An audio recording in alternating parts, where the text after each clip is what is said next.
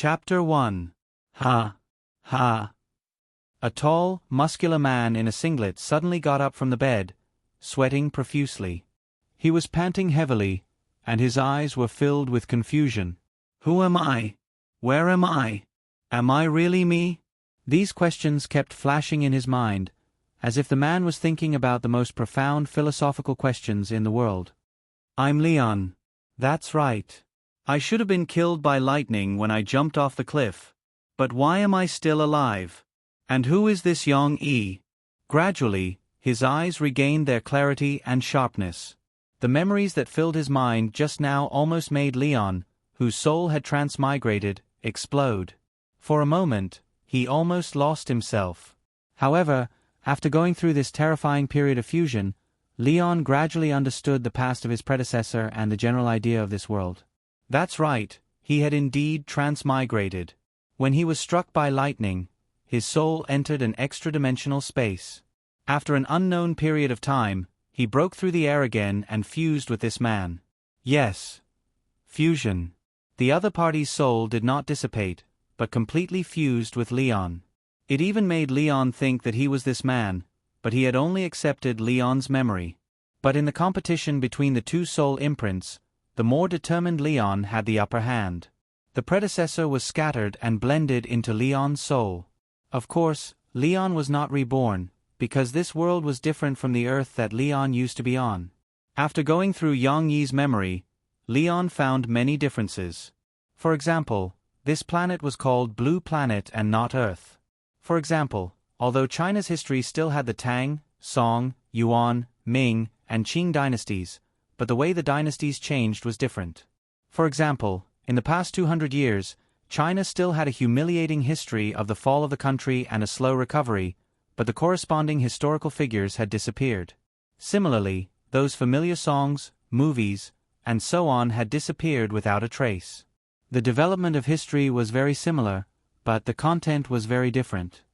This is a world that seems familiar, but is completely unfamiliar to me. Interesting. Leon gave such an evaluation. After sitting silently on the bed for a long time, Leon accepted this fact. He gently stood up and walked into the small bathroom barefooted. There was a mirror inside. What was reflected in the mirror was a robust face. Upon closer inspection, it was even a little handsome. He was not the kind of handsome Korean version of Appa, nor was he as handsome as Andy Lau or Nicholas Tsay, who could make girls scream at first sight. Instead, he looked more like Zhang Zhen. His face was square, his skin was dark, but his eyebrows were sharp, his eyes were bright, and his nose was straight. He was serious in speech and manner, and his whole body exuded a cold and oppressive aura. Was it related to Leon being an assassin in his previous life? No, they had nothing to do with each other. Lion used to be able to hide his murderous aura perfectly after changing his appearance. He could pretend to be a big-bellied high-ranking official and a shy student. Lion didn't even need to do anything to make this face possess a tenacity that was difficult to accept. Perhaps in the 60s and 70s, he was still considered very popular. But in this era of chasing after pretty boys, he was afraid that girls would retreat 3 feet when they saw him. However, Lion couldn't help but choke up, and his eyes turned red. As a cold-blooded assassin in his previous life, he didn't get emotional easily. But at this moment, Lion couldn't help but feel emotional. His hands trembled as he touched his own face. It didn't matter if he was handsome or not. What was important was that he finally had his own face that he had always dreamed of, no longer the one who was covered in scars and didn't dare to go out without wearing a human skin mask. This emotion came and went quickly. Lion quickly controlled his own emotions. The corners of his mouth curled up slightly. Although the smile looked a little cold, he was indeed in a good mood. After reading Yang Yi's memories, Lion knew that this man's life wasn't considered magnificent. It was even a little sullen, but it was the ordinary life that Lion had always dreamed of in his previous life. Yang Yi was a retired soldier from the countryside. Moreover, he had practiced martial arts since he was young. No wonder his body was so strong. This made Lion very satisfied. Because even if it couldn't be compared to his previous life, but with this foundation, it wouldn't be too easy to train again. Moreover, Lion secretly felt that this body had a very high talent for martial arts. Coupled with the internal cultivation techniques from his previous life, his future limit would probably be higher than his previous life. Of course, in this relatively peaceful world, Lion didn't need to fight and kill like in his previous life. Practicing martial arts could only be used as a form of self-defense. Going a little too far, back to Yang Yi's past, his previous life started to serve when he was 16 years old, and served for more than 10 years. His military rank wasn't low, but because he saw injustice on the road, he had a conflict with a high-ranking officer's son. The stubborn Yang Yi violently beat up the other party. With Yang Yi's skills, and without mercy, how could that foppish kid win? A few ribs were broken on the spot, and he vomited blood and was sent to the hospital. This matter was very big. Under the struggle of many forces, Yang Yi still couldn't keep his military uniform and was forced to retire. In a sense, this was a punishment that only allowed Yang Yi to retain his reputation. Yang Yi was actually a hothead. At that time, there were still superiors who valued him and wanted to help him. As long as he successfully transferred to civilian work, he could return to his hometown and become a section-level cadre. Even the deputy director of the Public Security Bureau was not impossible. However, Yang Yi was stubborn like a bull. After he was discharged, he didn't want to bother with anyone. He just packed up his things and walked more than 10 kilometers away from the military camp. He never looked back. There was no need to talk about the past. After he retired, Yang Yi did many jobs, such as private chauffeur, nightclub security guard, bodyguard. However, because his personality was too upright, he couldn't tolerate even a little bit of sand in his eyes. He offended many people, and his life got worse. Now, he was even reduced to an ordinary hotel security guard, living a life where he couldn't differentiate between day and night, and was bullied by others. That's a bit sad. Leon touched his chin and sighed as he shook his head. He felt that his predecessor was indeed a good person, but he didn't know how to be flexible, and would easily suffer losses. If it was him, Leon's lips curled up slightly, revealing a cold smile. Perhaps those people who had offended him had long been fed to the wolves in the wilderness. All right, you're always thinking about fighting and killing. You're not promising at all. Leon came back to his senses and patted his head, reminding himself that his life and identity were different now. It wasn't easy to have a normal identity. Leon didn't want to live the life of a fugitive like before. Maybe, it's time to change the way I address myself? Leon. No, it should be Yang Yi, gradually accepted his new identity. He gently clenched his thick knuckles and thick fingers, looked at himself in the mirror, and thought to himself, I'm sorry, but I have to thank you. Next, let me help you fulfill your unfulfilled wish. Bang bang bang. Bang bang bang. The tube-shaped apartment in the urban village was narrow and closed. The knocking on the door was like the beating of a drum, which suddenly made Yang Yi, who was still immersed in the process of adapting to his new identity, quiver. Subconsciously, his eyes became sharp, his lips pursed, his left hand opened like an eagle's claw, and his right hand habitually reached behind him to look for a knife. The killing intent suddenly spread in this small space. But it was only for a moment. Papa, open the door. A soft and happy voice came through the door. She is here to see you. The childish voice immediately dissipated Yang Yi's murderous aura. Although he didn't withdraw his left hand in time, the tenderness in his eyes couldn't help but appear in his eyes. It made this tough man look even more human. Chapter 2. Yang Yi had a daughter, and it was his biological daughter. After integrating the memories of his predecessor, Yang Yi knew what was going on, but he was not mentally prepared to face everything that belonged to this body. What's more, the one outside the door was the original Yang Yi's most beloved daughter. Just now, when he heard his daughter's voice, his whole body emitted tenderness. It was the effect of the soul mark left by the original Yang Yi, and it could not be erased at all. However, even though he was a fearless cold-blooded killer in his previous life, Yang Yi was a little flustered at this moment. He did not know how to face it, and he was afraid that he would expose himself in front of his daughter. However, Shishi's expectant voice outside the door reached Yang Yi's ears, and the desire in his heart made him turn around and walk to the door even though he was afraid. The hard wooden door and the cold iron door were opened by Yang Yi, and a small face came into Yang Yi's sight. It was a face as delicate as a princess's in a fairy tale. She inherited her delicate eyebrows and small nose from her mother, and her big watery eyes and cherry lips that were as thin as cicadas' wings. She had Yang Yi's shadow. Not only did she look like a carved jade, but she was also dressed up like a little princess by her mother. She was wearing a light pink lace dress, white stockings, and black leather shoes, looking extra elegant and lovely. She was not as reserved as her mother. The little girl, who had not yet reached the age of 4, was in the lively age. When she saw her father, she jumped up happily and opened her slender little arms to ask for a hug. Yang Yi hurriedly bent down and picked up she a little awkwardly. "Papa, she missed you so much." The little girl giggled happily, hugged her father's neck, and asked coquettishly, "Papa, did you miss she?" The little guy was soft as if he had no bones, and even had a milky fragrance. Hugging him was like hugging the happiness of the entire world. Yang Yi felt her dependence on him, and his heart, which was as cold as ice, couldn't help but soften. He blurted out, "Yes, of course." Perhaps he was still affected by the soul imprint of his predecessor, but Yang Yi had already fused with those memories. He knew that she had not come for almost half a month because her mother was very busy. Yang Yi missed his daughter so much that he almost turned into a love-gazing rock. Therefore, his answer was not false at all. She was very satisfied with her father's answer. The little girl giggled, leaned forward, and gave her father a sweet kiss as a reward from the princess. Yang Yi was stunned for a moment.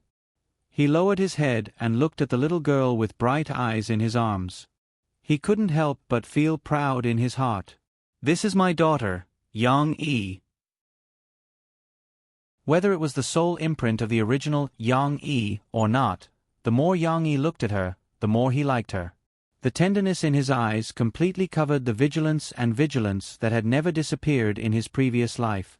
After cuddling with she for a while, Yang Yi finally had time to look at his sister-in-law, who was a little impatient next to him. "Murphy is not coming?" Yang Yi was a little disappointed, but he also secretly breathed a sigh of relief. Murphy was she's mother, but she wasn't anyone to Yang Yi. She wasn't his ex-wife, she wasn't even his girlfriend. In fact, she was a superstar in the music industry. The story behind this was a long story. To put it simply, the marriage between Yang Yi and Murphy was a coincidence. However, just like that, she was pregnant. Murphy didn't choose to have an abortion. Instead, she retired from the entertainment industry without warning and secretly gave birth to the child abroad. It wasn't until she was 2 years old that Yang Yi, who accidentally came to Zhongqing to work, bumped into Murphy. Only then did he know that he was going to be a father. No matter what, she needed a father. Murphy was also willing to arrange for she and Yang Yi to get along. However, perhaps due to the difference in status, Yang Yi and Murphy's relationship didn't make much progress in the past year. As Murphy's cousin-cum personal assistant, Mo Xiaowan looked down on Yang Yi, who was a scumbag and a good-for-nothing. She said impatiently, "Sister Fei is busy recording a song. She doesn't have time to come." Mo Xiaowan didn't want to stay with Yang Yi any longer. She had been brooding over Murphy's sudden retirement. She felt that it had completely affected Murphy's development, so she had been blaming Yang Yi. "Okay, now that I've sent she to you, I have to go back. Sister Fei still has work to do today." Mo Xiaowan snorted arrogantly. She placed she's small school bag on top of the suitcase beside her. However, when she faced she, her tone was much better. She, say goodbye to Auntie. Auntie will pick you up the day after tomorrow." She was still in her father's arms. How could she be willing to get down? The little girl turned her head around happily and waved goodbye to Mo Xiaowan. Only then did Mo Xiaowan turn around and leave, satisfied. However, Mo Xiaowan still didn't give Yang Yi any face. She had no intention of saying goodbye to Yang Yi. Creak, creak, creak. The old fan made an unpleasant sound when it shook its head. This further accentuated the awkwardness of this quiet period. Yes, after Mo Shaowan left, Yang Yi faced the little girl alone at home. Suddenly, he panicked. He didn't know what to do. She sat on the bed. Her slender legs, wrapped in white tights, hung down and swung gently. The little girl blinked her big, watery eyes. She looked at her father walking back and forth in front of her, scratching his ears and cheeks. She didn't understand what was going on. In fact, Yang Yi was very nervous. He could talk and laugh with his target at a high-end cocktail party under his disguise, and he could also flirt with a prostitute in a vulgar place. However, when he faced his own daughter, the most innocent little girl in the world, Yang Yi was completely dumbfounded. He didn't know how to communicate with her. Moreover, he didn't know how to take care of a little girl. Shi, do you still want to drink water? After holding it in for a while, Yang Yi turned his target to the cup on the bedside table. He used this trick 2 minutes ago. She had just drunk a large cup of water and was already burping. When she heard her father's words, she pouted and waved her hand. No, she doesn't want to drink water. I'm so full. Well, it seemed that it was going to be awkward again. Yang Yi was secretly anxious. Fortunately, Shi opened her mouth. She remembered a lot of things she wanted to say to her father in the past half a month. He saw the little girl turned around and half knelt on the bed with her long legs. She took her school bag from the side and unzipped it. Papa, look. Cici happily took out a large sketchbook, opened it, and showed it to Yang Yi. This is what I drew. It took me a long time to draw it. On the sketchbook, it was a very rough colored pencil drawing. A round sun was drawn in the sky, and below it was a brown house. On the grass in front of the house, there were 3 little people who looked like matchsticks. Yang Yi, who was relieved, sat on the edge of the bed. Shi immediately went into her father's arms like a puppy and found a comfortable position to lean on. She was afraid that her father would not understand, so she pointed to the little people and introduced them one by one. This is Shi, this is Papa, and this is Mom. The 3 little people stood on the grass hand in hand. The youngest, Shi, stood in the middle, holding her parents' hands. Yang Yi did not comment on the drawing, but the little girl leaned in his arms. He was a little flustered, but he was also very happy. For some reason, listening to Shi's childish words, he felt very warm. Yang Yi seemed to be attached to this happy feeling in his heart. Perhaps, it was not bad to live like this. Chapter 3. Logically speaking, Shi's drawing was still at the level of a child's doodling. However, in terms of artistic conception and composition, Shi still had some talent. Yong Rant's eyes lit up. After praising and encouraging the little girl, he suggested, Shi, Daddy will teach you how to draw, okay? In his previous life, Yang Yi had learned zither, chess, calligraphy, and painting in the assassin training camp. He knew all kinds of skills, which were the basic skills of disguise. After all, the next mission of the poker assassin organization was the most difficult and arduous. Without any skills to hide in the crowd, Yang Yi would have been caught by the police countless times. Yang Yi didn't like drawing very much, and later became obsessed with music. In his free time, he liked to listen to music, watch movies, and spend some time in his carefully arranged safe house. As for drawing and other skills, after leaving the training camp, he didn't improve at all. However, it was still possible to fool Shi. Of course, it wouldn't work if he just talked about it, so Yang Yi showed Shi his skills at the beginning. Under the little girl's amazed gaze, Yang Yi held a black pencil and gently sketched. After a few strokes, a little girl with long hair appeared on the paper. It had the charm of a cartoon style in his previous life, and the little girl's facial contours, expression, and appearance were very similar to Shi's. She was also wearing the lace gauze dress, long pantyhose, and small leather shoes that Shi was wearing now. In addition, Yang Yi deliberately drew the little girl's head big, and her big eyes were very anime style.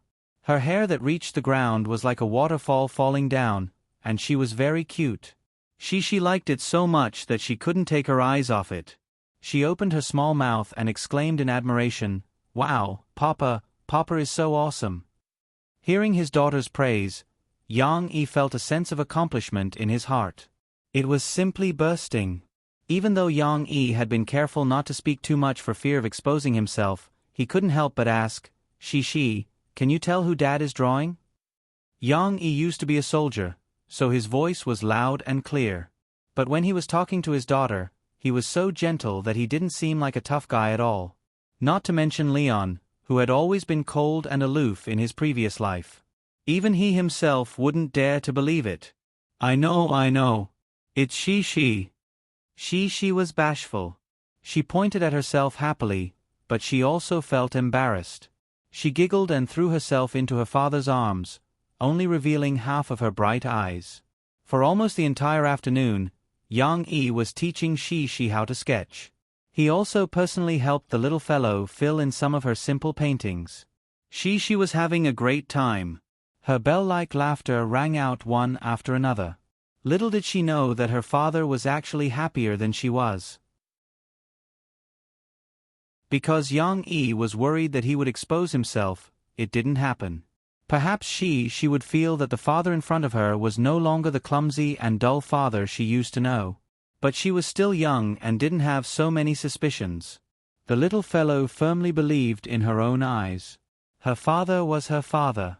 How could it be someone else? In fact, Yang Yi in the past would have found it difficult to even appreciate Shi's paintings, let alone draw. But she didn't care why her father suddenly became so powerful. The little fellow was now almost a fanatic fan who worshipped her father. Happy times passed quickly. Unknowingly, the sun was setting in the west, and the street lights outside the window lit up with a faint halo. She was tired from playing. A child's physique was not as good as an adult's. Under Yang Yi's coaxing, she fell into a deep sleep. Yang Yi carefully carried Shi to the middle of the bed. He carefully placed a small pillow on her and tucked her soft hair into a bun to prevent her from feeling uncomfortable. It was April, and the early spring was still chilly. Especially after the sun went down, the air was slightly chilly. Yang Yi went to the cupboard and searched for a while before he found a neither thin nor thick towel and covered Shi with it. Okay, the question now is, what should we eat tonight? Yang Yi gently closed the bedroom door and rubbed his chin as he pondered. The place he lived in was about 20 square meters. But although it was small, it had everything. There was a bedroom, a small living room, a kitchen, and a bathroom. Of course, every small space was very narrow, especially the kitchen. Other than a stove and a sink, the rest of the space in the kitchen could only fit a strong man like him. It couldn't accommodate anyone else. Even moving around was troublesome. His previous life was still better. He had money, a place, and could even live in a mansion. However, Yang Yi was not picky. He rummaged through the fridge and rice jar left behind by his predecessor, thinking about what to prepare for Shi's dinner. When it came to cooking, Yang Yi was a rookie in the past. He only knew how to cook some white rice. The dishes that went with the rice were either pickled vegetables, olives, or vegetables that he boiled himself and ate with soy sauce. On one hand, it was because of his low income and lack of money. After having a child, Yang Yi saved up all his money and used it to buy everything Shi wanted when he was with Shi. It had to be said that Yang Yi's love for his daughter was definitely more than anything else in the world. Of course, on the other hand, Yang Yi did not have the cells to learn cooking in the past. But the current Yang Yi was different. In his previous life, he lived alone and was very well off.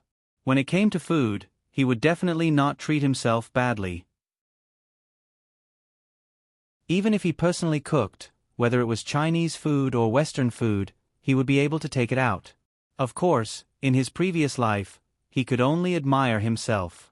Now, he could finally cook for his beloved little one. Yang Yi had to be more serious. However, Yang Yi quickly scratched his head. Even the cleverest housewife can't cook without rice. He smiled bitterly and shook his head. In the fridge, there were a few eggs and ham sausages. Then there was the cabbage that the previous Yang Yi ate for many years. There was still plenty of rice in the rice jar. However, it was obvious that with the rice, even if it was Yang Yi's cooking, it would be tasteless. Yang Yi could still make do with it, but he could not use this pig food to entertain his daughter. However, at this time, it was too late to buy groceries. Yang Yi rented a house in a remote area. It would take half an hour to walk to the nearest market. Yang Yi was not at ease leaving Shi alone at home. So, what should he eat for dinner? Should he go out to a restaurant? But the hygiene of the small restaurants near the village in the city was worrying. Yang Yi finally looked at the instant noodles box in the corner. There was still half a box of instant noodles inside. This was the spiritual food of his previous life after he came back from the night shift. Sometimes, when he was tired and hungry, he did not have the leisure to wait for the rice to be cooked. He would make a bowl of hot instant noodles and eat it before going to sleep. Instant noodles are the food of loneliness. It is the best friend of those who cannot sleep. Looking at this half box of instant noodles, Yang Yi's memory of it emerged. He could not help but sigh. His heart was slightly sour. Yang Yi shook his head and threw this thought away. For tonight's dinner, he already had an idea.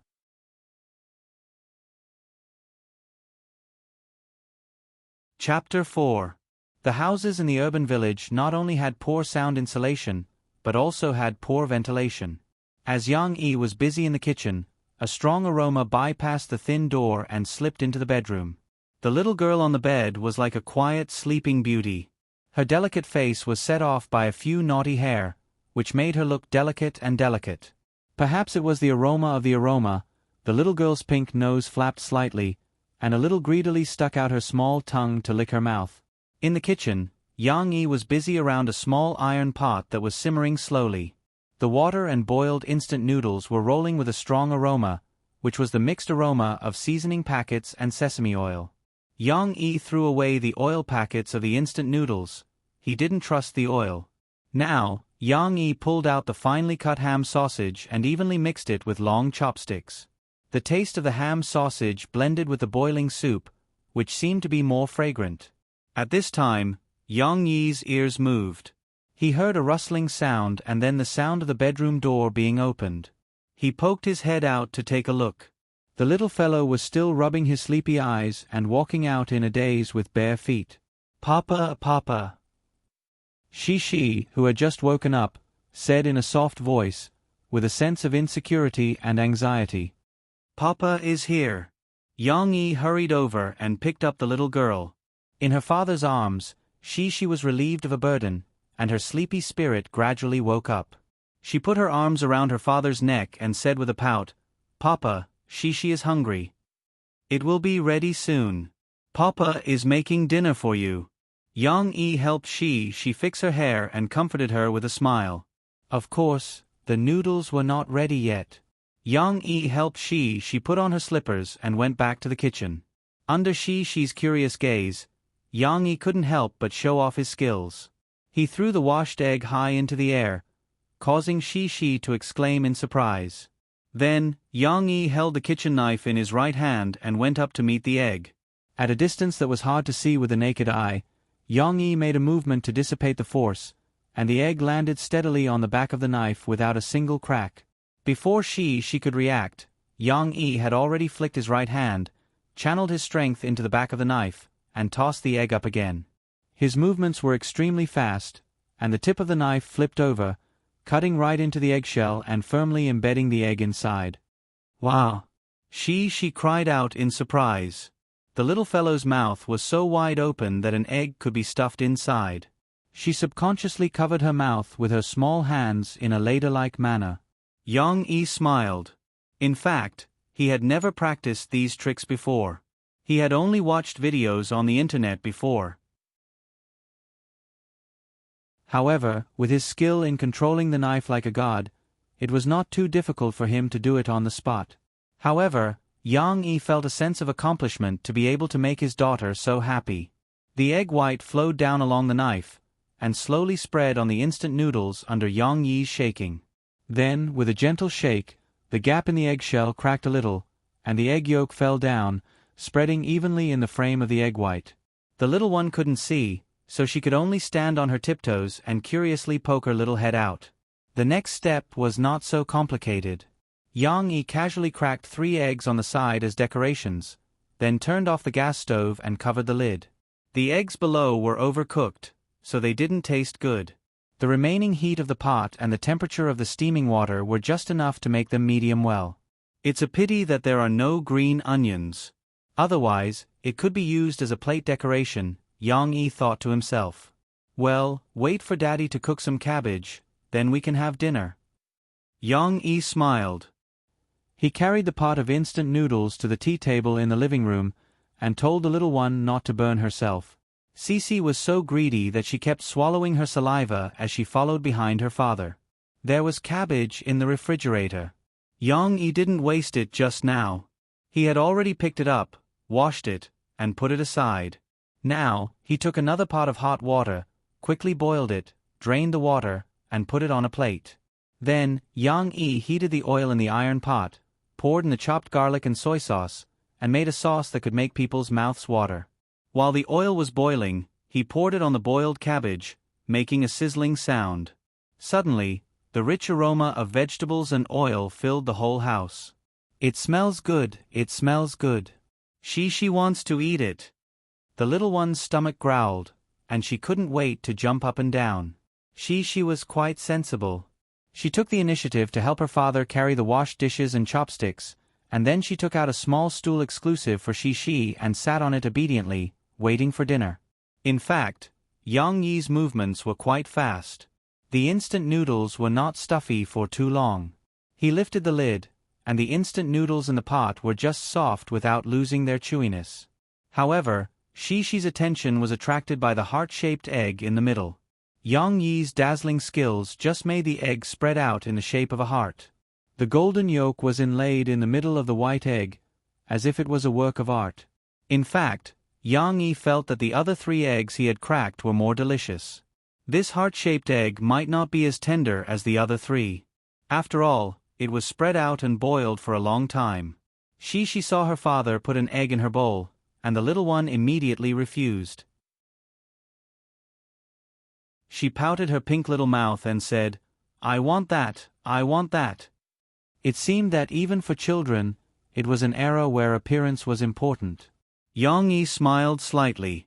Fortunately, he was prepared. He used the spoon in his left hand and the chopsticks in his right hand. He used his strength and gently scooped up the egg with the noodles under it, and quickly transferred it to Shi's small bowl. The egg on the noodles still maintained its original appearance. Be careful. She was very nervous. When she saw her father scooping the noodles back into the bowl, she was worried that he had broken something. No. Okay. Yang Yi smiled and pushed Shi's bowl in front of her and handed over the chopsticks. Let's start eating. She had learned to eat alone. The main reason was that in the past 6 months, Murphy had begun to prepare for her comeback, so she had less time to take care of the little one. She couldn't feed her 1 bite at a time. Sometimes, she even had to eat and play by herself in Murphy's recording studio. Now, she picked up the chopsticks, but she was a little hesitant. She gently tapped the egg on the noodles with her chopsticks.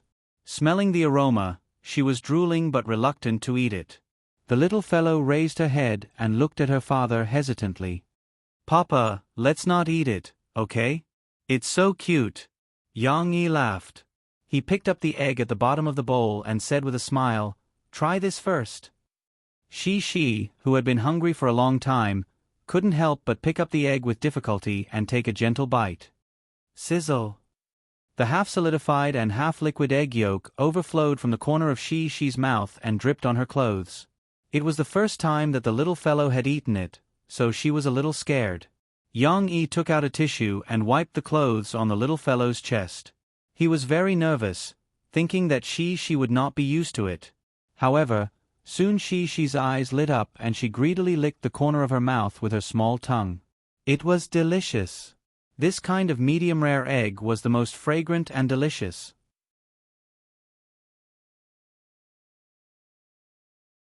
Chapter 5. It's so delicious. She likes it so much. The little fellow rubbed her bulging belly in satisfaction and leaned back on her little stool in an unladylike manner. She giggled at her father. There were still some noodles in the bowl, but it was only because the little girl couldn't eat any more.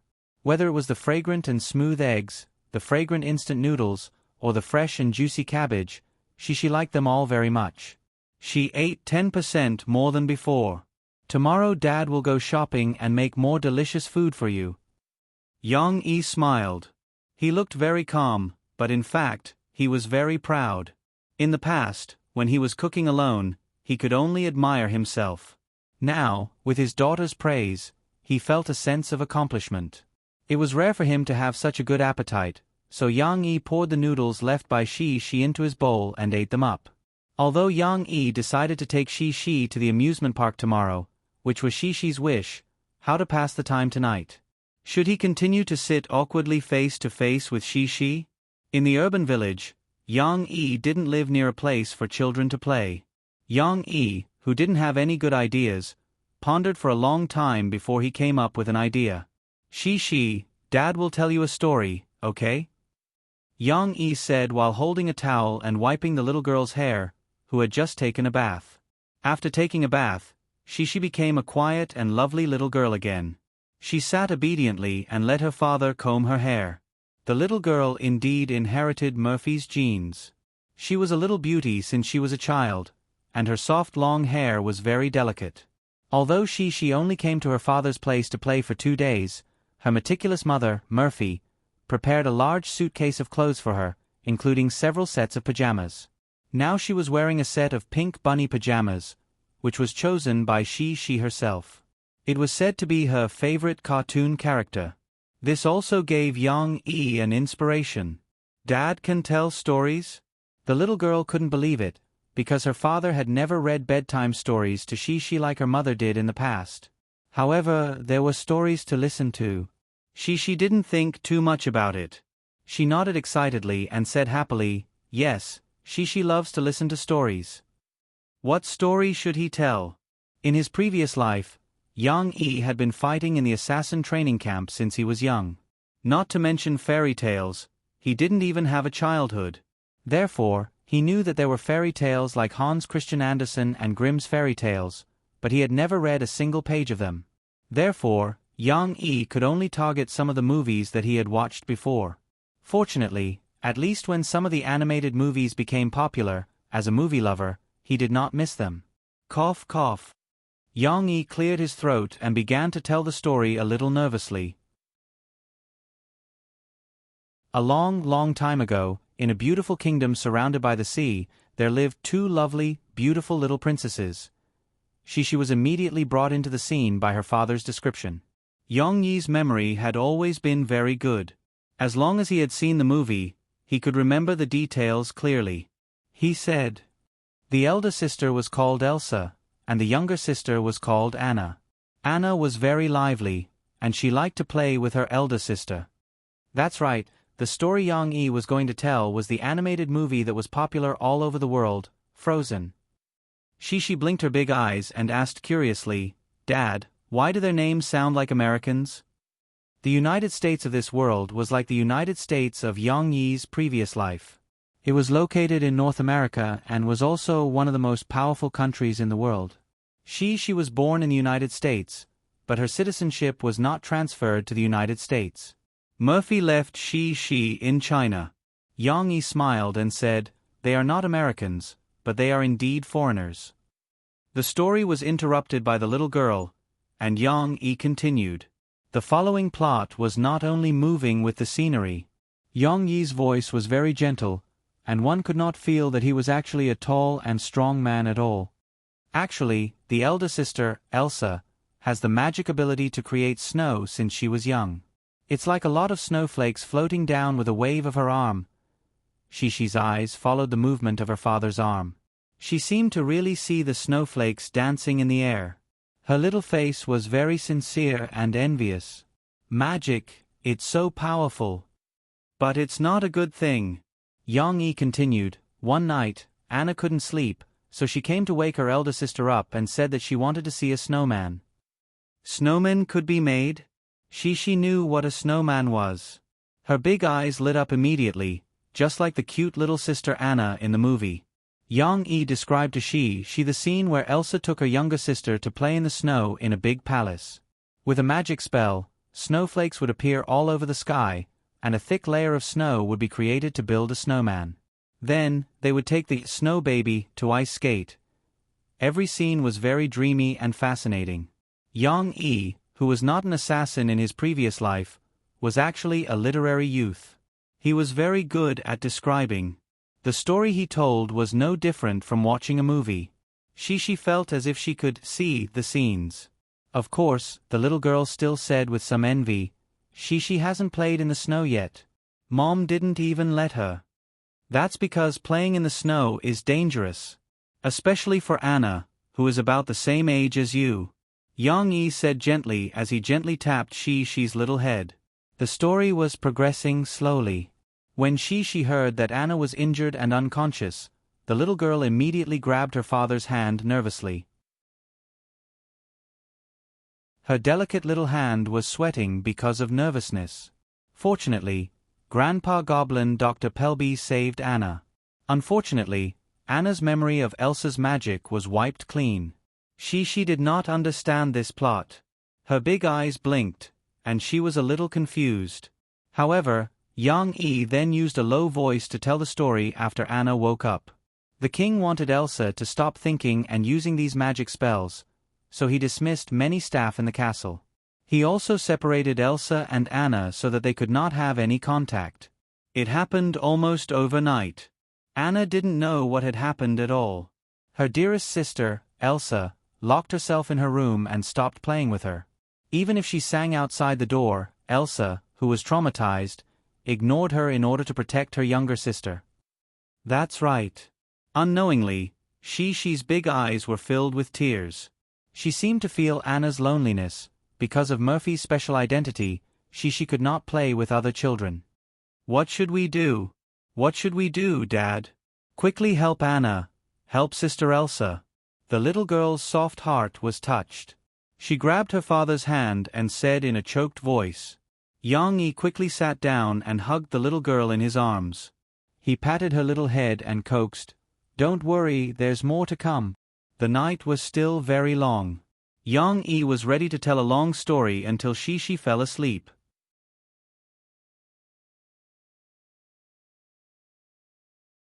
Chapter 6.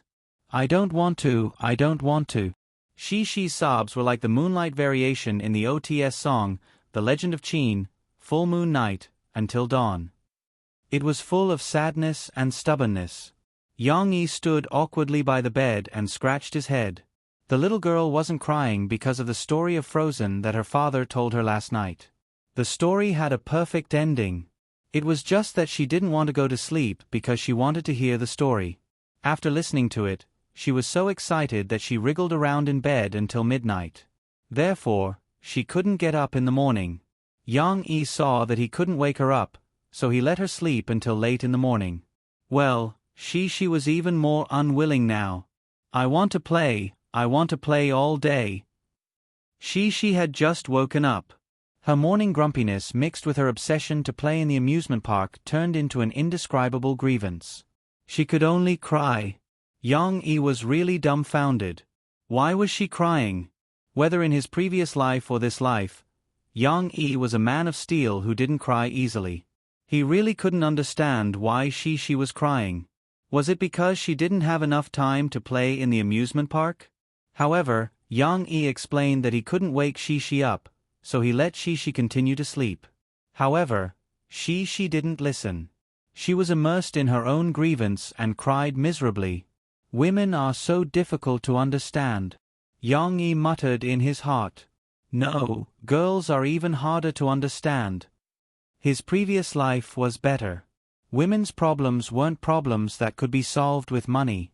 Perhaps Yang Yi wasn't very good at coaxing children. He tried very hard to find a solution in the memory of his predecessor. Unfortunately, the original Yang Yi was also silly. He sat there like him and watched his daughter cry.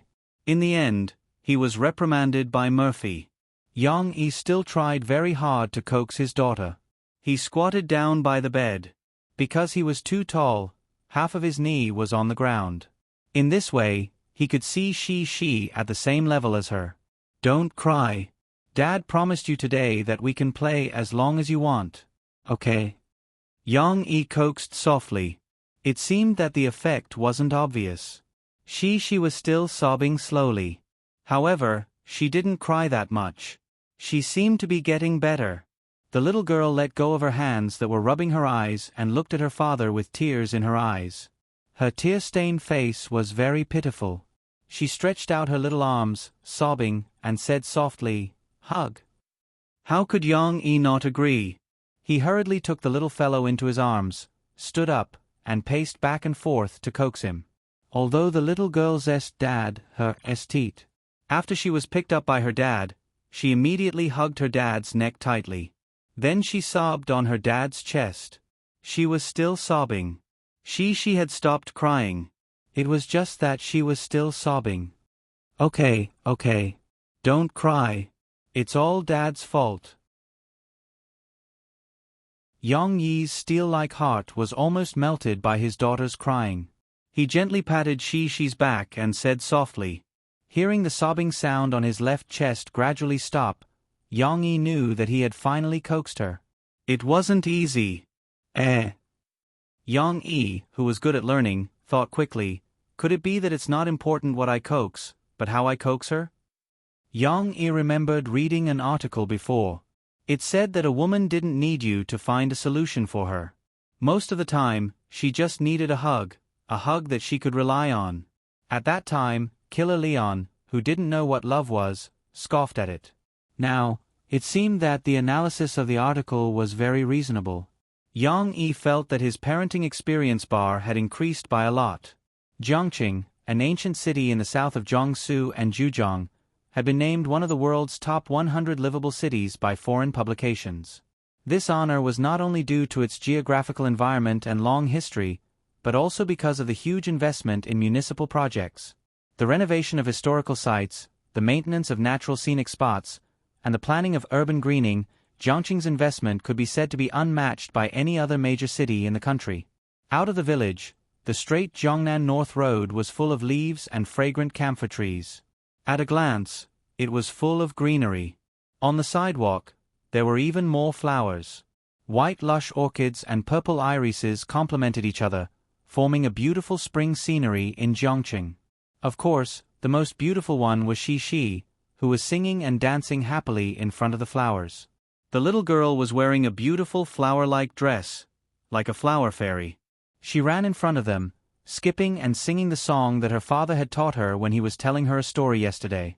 Let under go, let under go, can't under hold under, back under, Although she was only singing the line that she remembered, the little fellow sang it with perfect articulation and a sweet voice like an oriole's, attracting the admiring gazes of passers-by on the side of the road.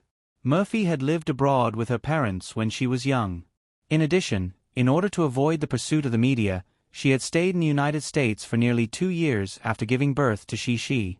Therefore, she insisted on maintaining a bilingual education for Shi. This was also why she could learn these 2 lyrics so quickly. However, this issue had once caused a huge conflict between Murphy and Yang Yi.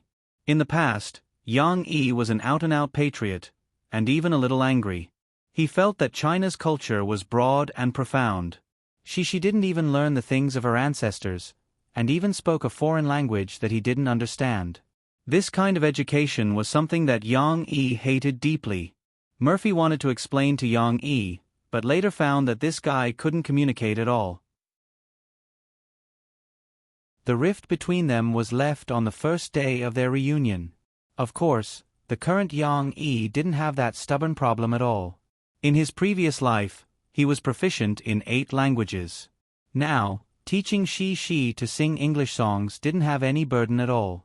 Cici, wait a minute, drink some water. Yang Yi stopped the little girl who was a little happy without Murphy's discipline. He took out a children's water bottle from the school bag hanging on his shoulder, unscrewed the lid and handed it to Shi. She was very obedient and drank the water in big mouthfuls.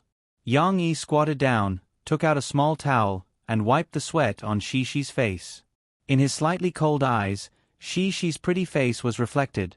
The little girl was drinking water while blinking her big eyes and looking at her father.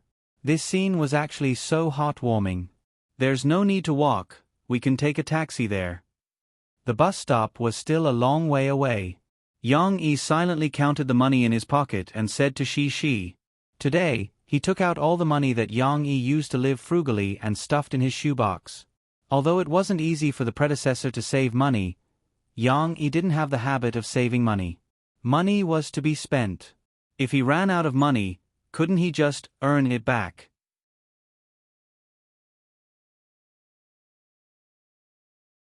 Chapter 7. The amusement park in Jiangqing City was located in the Dongqing district, which was not far from where Yang Yi lived. Thus, they arrived quickly by taxi. As soon as they arrived at the entrance, while Yang Yi was still buying tickets, the little girl was already looking at the high Ferris wheel and shouting excitedly, "Papa, I want to sit on the Ferris wheel. Papa, take me to the Ferris wheel." Perhaps he was affected by the little girl's emotions. Yang Yi's slightly gloomy state of mind gradually became sunny. He laughed and picked up the little girl. With a gentle push, she sat on her father's neck. This was the first time she felt the feeling of riding on the clouds. The little girl screamed unreservedly, then giggled even more happily. There were many children at the entrance of the park. This amusement park was probably the most attractive place for children in Jiangqing City besides the zoo. Yang Yi, who was tall and strong, and the little princess Shi, who was smiling sweetly on his neck, were still very conspicuous in the crowd. They immediately attracted everyone's attention. Of course, the children frequently looked at Shi, who was sitting high up, with envy in their eyes. Not long after, not far behind Yang Yi, a little boy also pulled his father, shouting that he also wanted to sit on his father's neck. However, his father was unwilling. Thus, the little boy began to cry. The noise was so loud that even the initiator, Yang Yi, couldn't help but turn his head to look. With just a glance, Yang Yi, the cold guy, twitched the corner of his mouth and almost laughed out loud. No wonder his father was unwilling. Look at the little boy's figure, which was the same as the mother next to him. He was only 6 or 7 years old, but his arms and legs were much fatter than ordinary children, not to mention his chubby belly.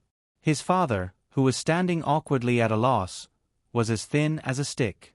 If he really let the little fatty climb up, his father would probably kneel down first. Well, after all, it was because of him, so Yang Yi didn't have the nerve to continue watching the fun. After it was their turn, Yang Yi quickly checked in with Shi. When they were leaving, Cici looked back curiously and asked in confusion, "Papa, why is that brother's papa unwilling to do so?" Yang Yi could already feel the resentful stares coming from behind him. The first thing to play was naturally the Ferris wheel that Shi had been looking forward to for a long time. However, in front of the Ferris wheel, Yang Yi was a little disappointed. The Ferris wheel was not very magnificent, at most about 50 meters high. It was not fun at all. Yang Yi was originally excited to experience the amusement park with Shi and experience the innocence of children. However, for Yang Yi, this kind of high Ferris wheel was not enough to arouse his interest at all. Of course, Yang Yi did not forget that Shi was the main character today. He and Shi lined up and walked into a small box on the Ferris wheel. Clang! The door was closed. The Ferris wheel didn't stop. Sitting in the private room, the creaking sound of the wheel turning outside could be heard clearly. At first, Shi was still excitedly watching from the window, but as the box slowly increased in height, the little girl was a little panicked. There was a kind of fear that gradually hung in the air. Coupled with the small enclosed space of the box, the sense of oppression intensified this kind of fear. "Papa, I'm scared." Shi's little head slowly shrank, trembling as she turned to look at her father. Yang Yi was also looking outside with interest just now. Hearing his daughter's cry, he quickly bent down, held Shi in his arms, and sat down. Don't be afraid, Papa is here." Yang Yi gently patted Shi's little head. Her soft hair was very comfortable to touch. In her father's arms, Shi's fear of heights was reduced a lot. The child's curious nature made her couldn't help but poke her head out to look. "It's become smaller," Shi murmured. "Papa, look over there, that little brother just now. Papa, look, that's a car. It looks like a little bug, The little girl couldn't wait to share everything she saw with her father, and Yang Yi also smiled and nodded patiently in response. After getting off the Ferris wheel, she was still a little unsatisfied, and pestered her father to sit on it again. This time, she didn't need to be held in her father's arms. The little girl seemed to have adapted. What made Cece very happy was that when the Ferris wheel reached the highest point, a silver-white plane appeared in the sky and slowly streaked across the sky. "Plane, Papa, it's a plane." She was so excited that she jumped up. Fortunately, the little girl's weight was limited, so she couldn't shake the giant Ferris wheel at all. If Yang Yi was jumping, there would be an accident. Yang Yi was also very childish. He squeezed his daughter's little head together, laughed, and competed to see the plane through the window. The amusement park in Jiang City was actually very simple, at least in Yang Yi's eyes. Although it also had large equipment such as the Ferris wheel, roller coaster, pirate ship, the scale was relatively small, and apart from these, small projects such as bumper cars, merry-go-round, maze huts, and so on were not satisfactory. However, she had a lot of fun. She was not old enough to ride the roller coaster, but under the guidance of her father, she played the very exciting bumper cars and merry-go-round, and the little girl was very happy. The consequences were also very serious. In the evening, when the amusement park was about to close, she acted like a spoiled child and cried and didn't want to go back. "Can you not go back?" The little girl hugged her father's leg and begged with tears in her eyes. "It's not that I don't want you to play, but now it's about to close. Look, the Ferris wheel has stopped." Yang Yi explained with a headache. No, she doesn't want to. She shook her head unwillingly. In fact, this scene didn't only happen to Yang Yi and she. At the gate of the amusement park, the children who were unwilling to leave lined up. It wasn't only she who was crying, but there were also people who were crying even more miserably than her. For example, the little fatty that Yang Yi and the others saw before they came in. His cries were so tragic that several young children were stunned and looked at him with tears in their eyes. The cries came one after another, and she also responded. The emotions of sadness and reluctance resonated with the surrounding environment and couldn't be stopped. Yang Yi grabbed she's school bag in his hand and was a little annoyed. "MD, why are children so troublesome?" Yang Yi felt that his head was about to explode. He really felt that taking care of children was more troublesome than cracking the powerful security system to kill a politician in the past. This was King unreasonable, alright? It was obvious that the amusement park was about to close. "Why were you crying with your father? Could crying make the amusement park reopen?" In the past, Yang Yi was afraid of trouble, so he was afraid that he would directly pack up and leave, waving his sleeves and not leaving a cloud behind. But now he held back his temper, because the little girl's delicate little hand was grabbing his trouser leg. That helpless and pitiful look made Yang Yi's temper suddenly vanish. "Forget it, I'm afraid I'll have to deal with such a clingy little girl in my life." Yang Yi smiled bitterly in his heart and squatted down.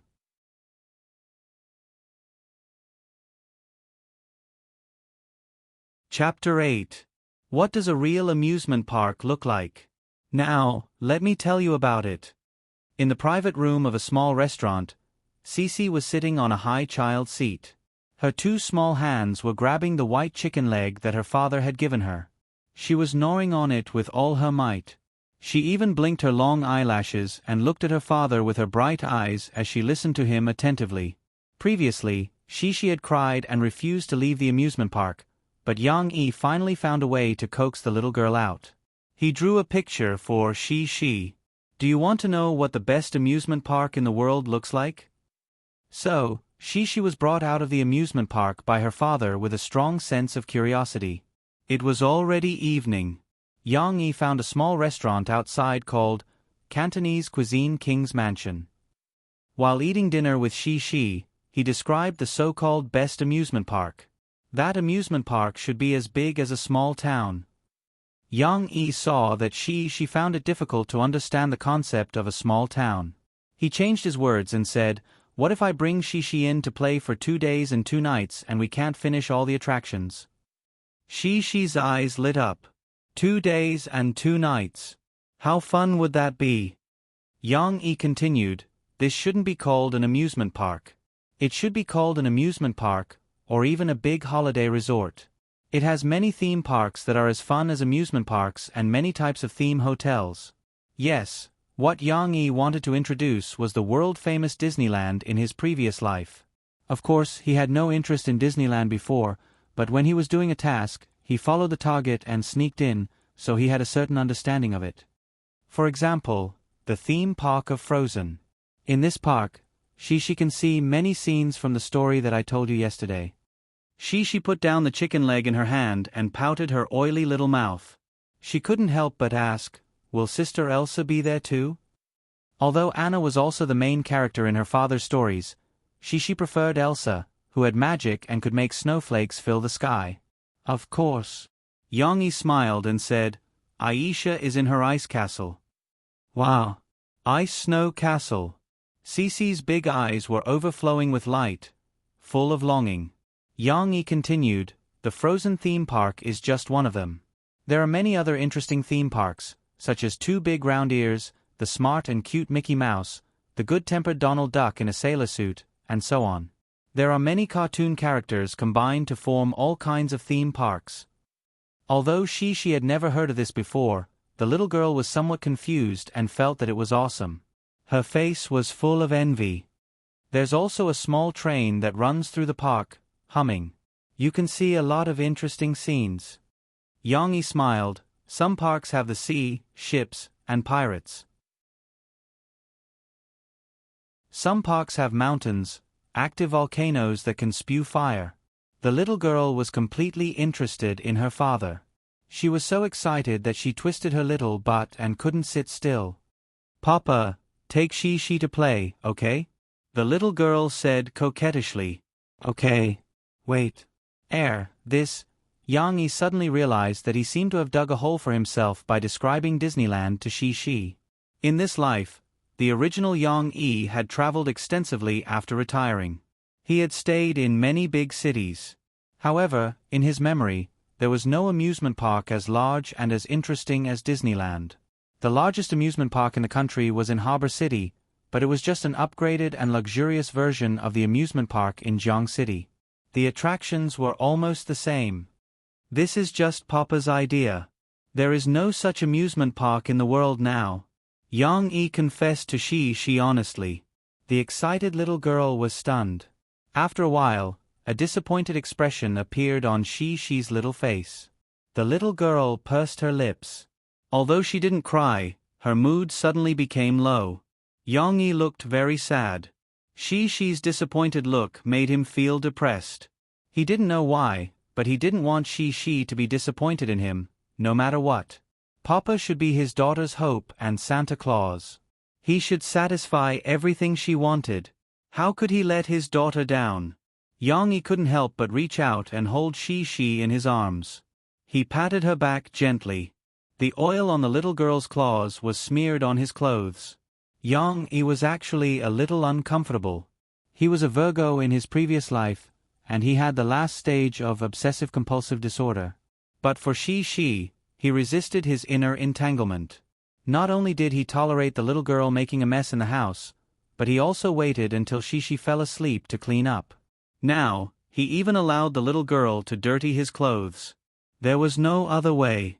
How could a father take care of a child and still be clean? Papa, she wants to play. She pouted and said with grievance. Hearing this, Yang Yi impulsively patted his chest and said, She, don't worry. Papa will build you an amusement park in the future, the best amusement park in the world. Perhaps a woman with a little experience would scoff at such a promise and think that Yang Yi was bragging. However, she, who was a few months away from 4 years old, was still very naive. She looked at her father in surprise and asked, Really? Yang Yi was not joking.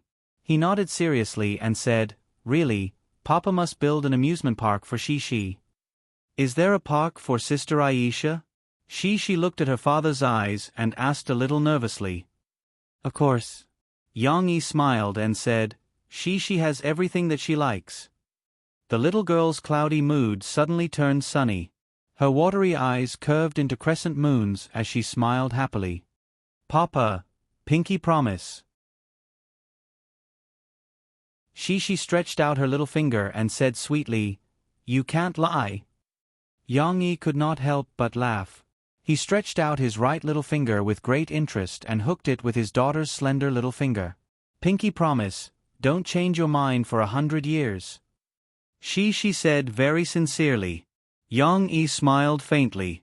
Looking at his daughter who continued to happily gnaw on the chicken leg, there was a voice in his heart that warned him.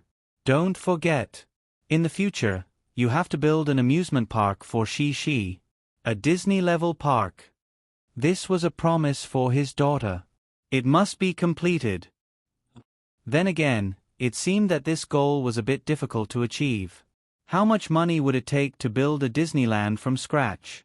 Take the most recent example. Yang Yi's previous life's Shanghai Disneyland was said to have cost more than 34 billion yuan. Of course, every inch of land in Shanghai was worth gold. Naturally, it couldn't be compared to that. However, even if the burden of land was removed, Yang Yi wanted to build a Disneyland for his daughter. The investment was no less than 10 billion yuan. Even if he could invest with the government or other partners, the dream of building a Disneyland was still a fantasy. Besides, without the successful example of Yang Yi's previous life's Disneyland, who would be willing to invest in Yang Yi? However, Yang Yi was not a person who would give up easily. Moreover, he had experienced rebirth and time travel. Yang Yi did not think that there was anything that he could not do. Wasn't it just a few billion yuan? Now, he would set a small goal and earn 100 million yuan from him. Don't worry, a literary life is not a life of money. There will be descriptions of making money and business, but there are very few. Remember, Yang Yi is the big boss behind the scenes.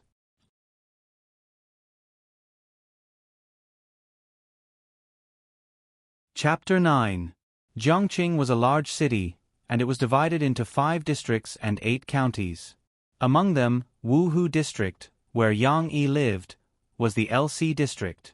Relatively speaking, there was a lot of resistance to the transformation, which allowed the slums in the city to survive. On the other hand, the newly developed Binhai District, which was connected to the international metropolis of Shanghai, and with Jiangqing's support for the cultural and entertainment industry, it developed rapidly.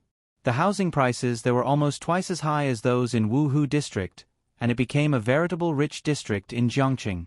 Murphy lived in Binhai District, but she was very busy during this period, and spent most of her time in the company's recording studio. Today, she recorded until 10 at night, and only then did she have to pack up and go home. "Sister, have some hot water, I've put some throat-soothing medicine in it." Mo Xiaowan passed the water bottle to her, feeling sorry for her sister. Murphy's cold and elegant face was also filled with tiredness, but she shook her head and said with a slightly hoarse voice, "Wan, give me your phone, I want to call Shi." Mo Xiaowan reluctantly took out her bag and muttered, "She's having so much fun at her father's place, why do you still want to call her?" Mo Fei rolled her eyes at her. She didn't have the energy to knock her head. Beep, beep. Murphy was calling Yang Yi's phone, which she had bought for Yang Yi.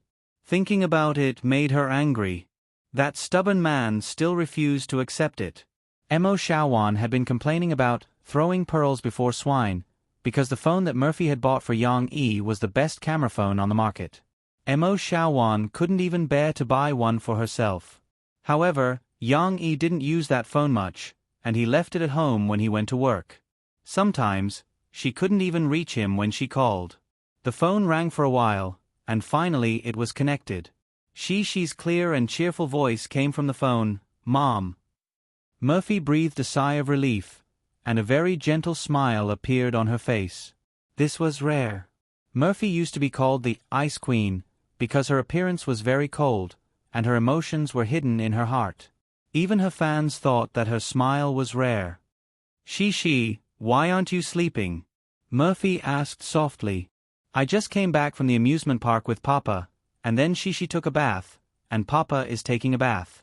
She, like a spy, reported. "Really? Amusement park?" Mo Fei was stunned for a moment. She frowned slightly and said, "Did your papa take you to the amusement park today?" So, she learned her mother's accent. Yes. It's so fun. She reported happily. I sat on the Ferris wheel with Papa, and we also saw a big plane. Murphy listened absent-mindedly, and echoed from time to time.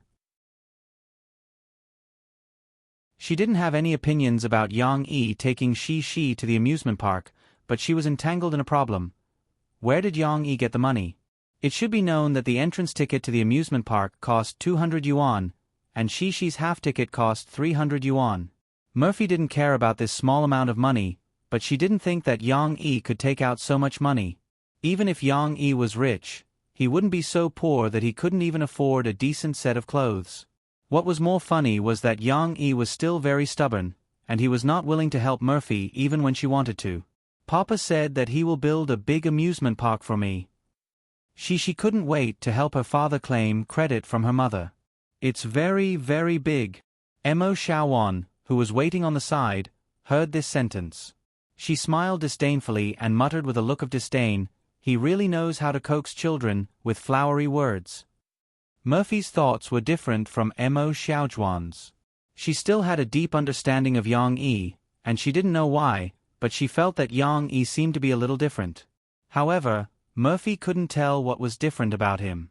Murphy sighed inwardly, and her emotions were very complicated.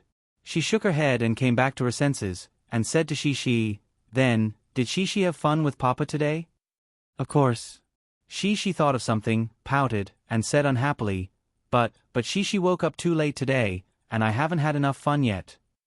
Murphy pretended to be very disappointed and asked, "Doesn't she miss Mom?"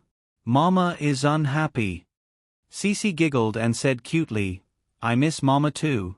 It would be even better if Mama could wake up with me."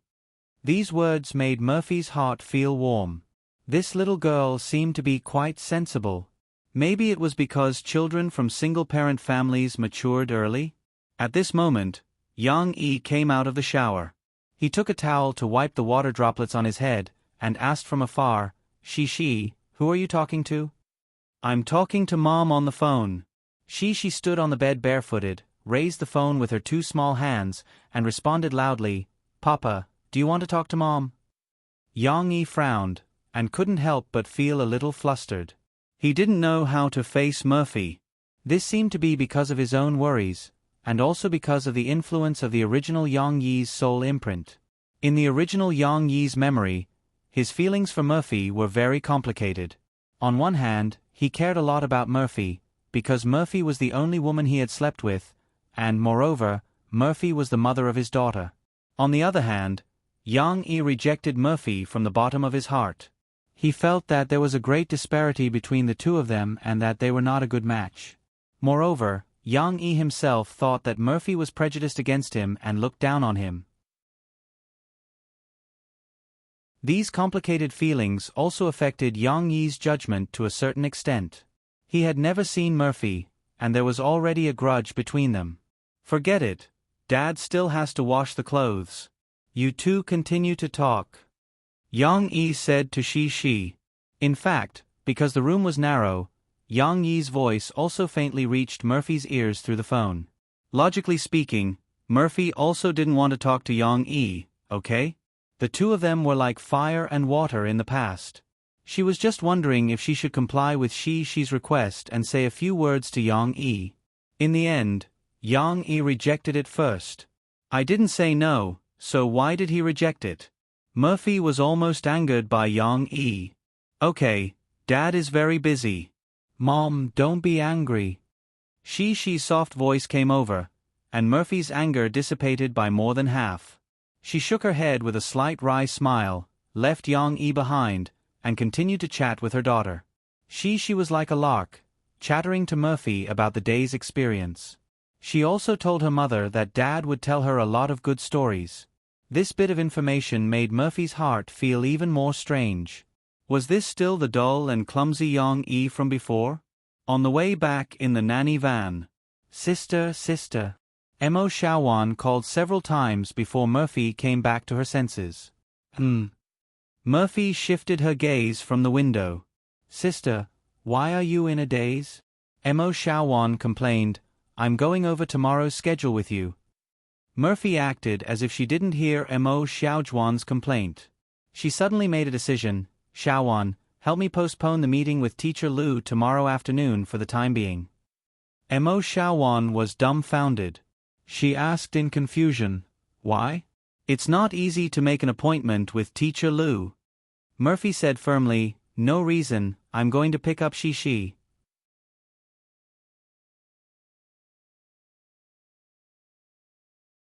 Chapter 10. Creak. Clang. The sound of the old iron door broke the silence of the early morning in the apartment.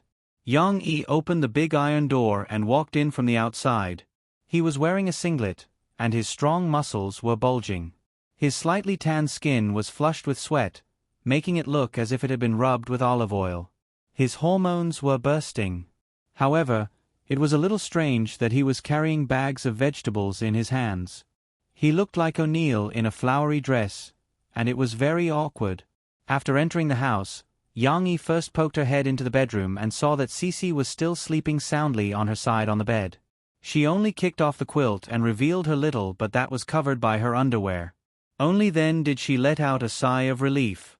After all, it was a little risky for him to leave the little girl at home while he went to buy vegetables. Whether it was in his previous life or the current one, Yang Yi's work and rest were very regular.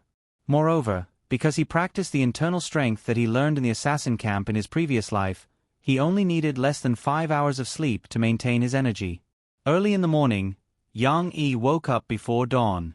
First, he skipped rope and held dumbbells at home for more than an hour.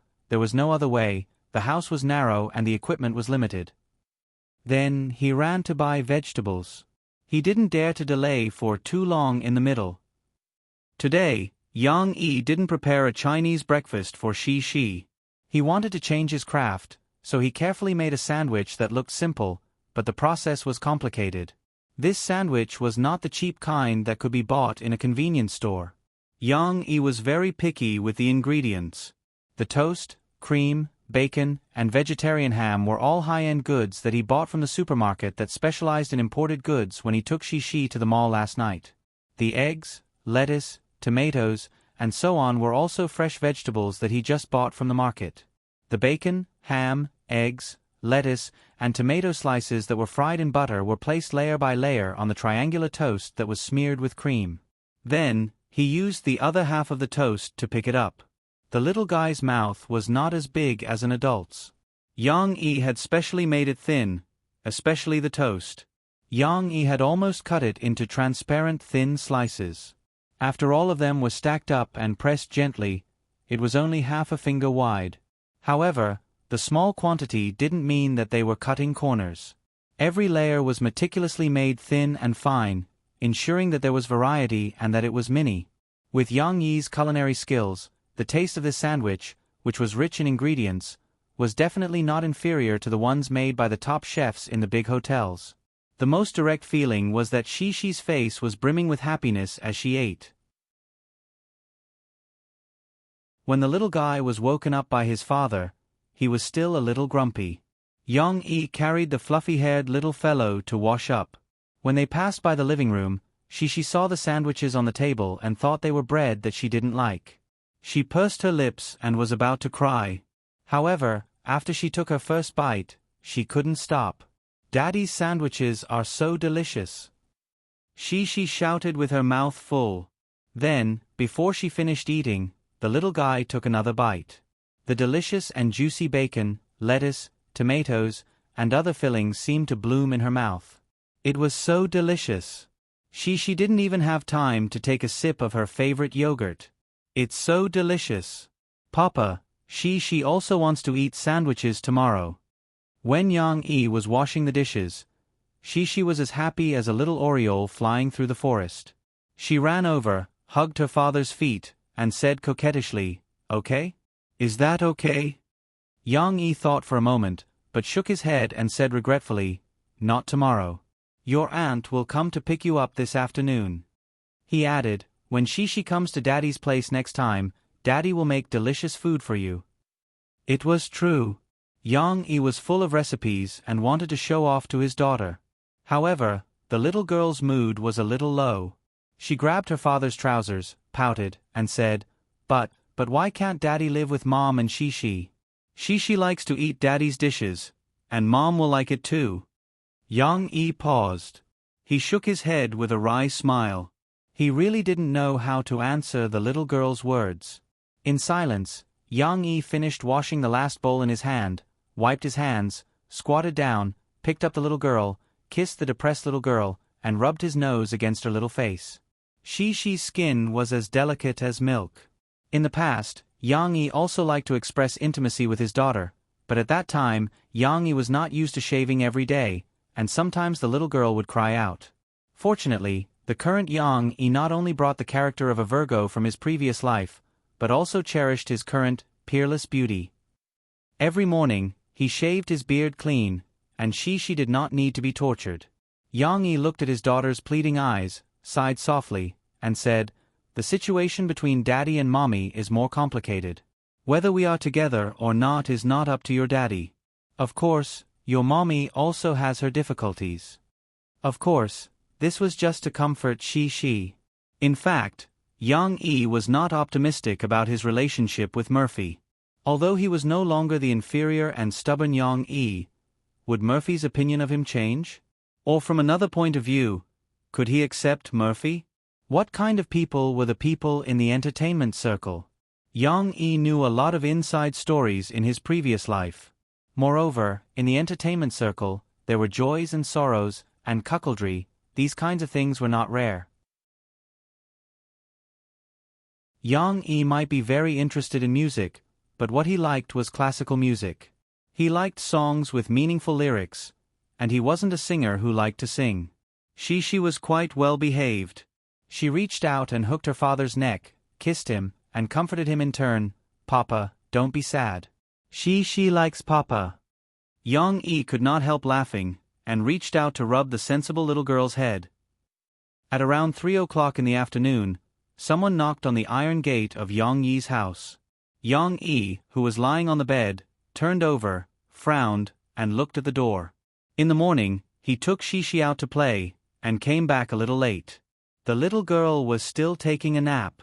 Yang Yi did not need to take a nap, but who asked the little girl to be so clingy? Fortunately, Shishi was sleeping soundly and was not woken up. But who on earth came to the door? Yang Yi gently closed the bedroom door and walked over. The big iron door was opened with a harsh friction sound. Yang Yi was surprised to see a slim white-collar beauty wearing a pair of toed sunglasses standing outside the door. Although the big sunglasses covered half of the other party's face, there was no doubt that this was a great beauty. Her face was a little thin, but it was not the face of a snake spirit. On the contrary, her chin was a little round, but there was no baby-fat version of Lu Yifei's fairy face. With this face, even through the sunglasses, Yang Yi could feel the delicate outline of the other party, and the soft beauty of the lines. Presumably, she would be even more beautiful if she took off the glasses, right? And the other party's figure was not bad.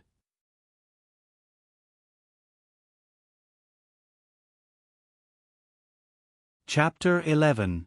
It had to be said that in this life, Yang Yi was really a decent man. In the fused memories, Yang Yi could see that his predecessor had been single for so many years. The ill-fated relationship with Mo Fei was another matter. Of course, after so many years of retirement, no matter how bad his life was, there were still people chasing after him. After all, he was also a soldier with a great body. Whether it was the waitress in the hotel or the rich ladies in the clubhouse, they all wanted to hook up with Yang Yi. However, not a single leaf touched this fellow's body. The greatest record was when he was working as a security guard in the clubhouse 2 years ago. He was pounced on by a prostitute who was madly in love with him. The other party was naked, but Yang Yi still didn't make a move. He took off his shirt and covered the other party's body, then walked away expressionlessly. Walked away. He really walked away like Liu Xiaohui. However, Liu Xiaohui had a tragic ending. Later, rumors of his erectile dysfunction spread in the clubhouse. Although the predecessor Yang Yi didn't care and didn't hate the prostitute, he did become a laughingstock. But was this body really impotent? Yang Yi didn't think so. Looking at the white-collar beauty's hot body in front of him, his overflowing body couldn't hold it. Looking from the bottom up, first, it was wrapped in black stockings and a tube skirt, perfectly round and slender thighs, then it was, indescribable, buttocks, from the tight tube skirt he could see, indescribable. Yang Yi's eyes couldn't help but move to the other party's chest, indescribable. He didn't know if it was the real thing or the effect of the underwear, but it was big, big, big, indescribable. The white-collar beauty was acutely aware of Yang Yi's unscrupulous gaze. Suddenly, through the sunglasses, a cold chill passed through. He heard her snort, "Yang Yi, I haven't seen you for half a month, but your guts have grown a lot." This cold voice was like a bucket of cold water, making Yang Yi come back to his senses. "Murphy." Yang Yi was surprised. It was Mo Fei's voice. Yang Yi immediately realized what was going on. Just now, he vaguely felt that this face was very familiar. He didn't recognize Murphy just now. After all, in his memory, Murphy wouldn't dress like this. Before Murphy retired from the music industry, with the nickname Ice Queen of Songs, she dressed very conservatively.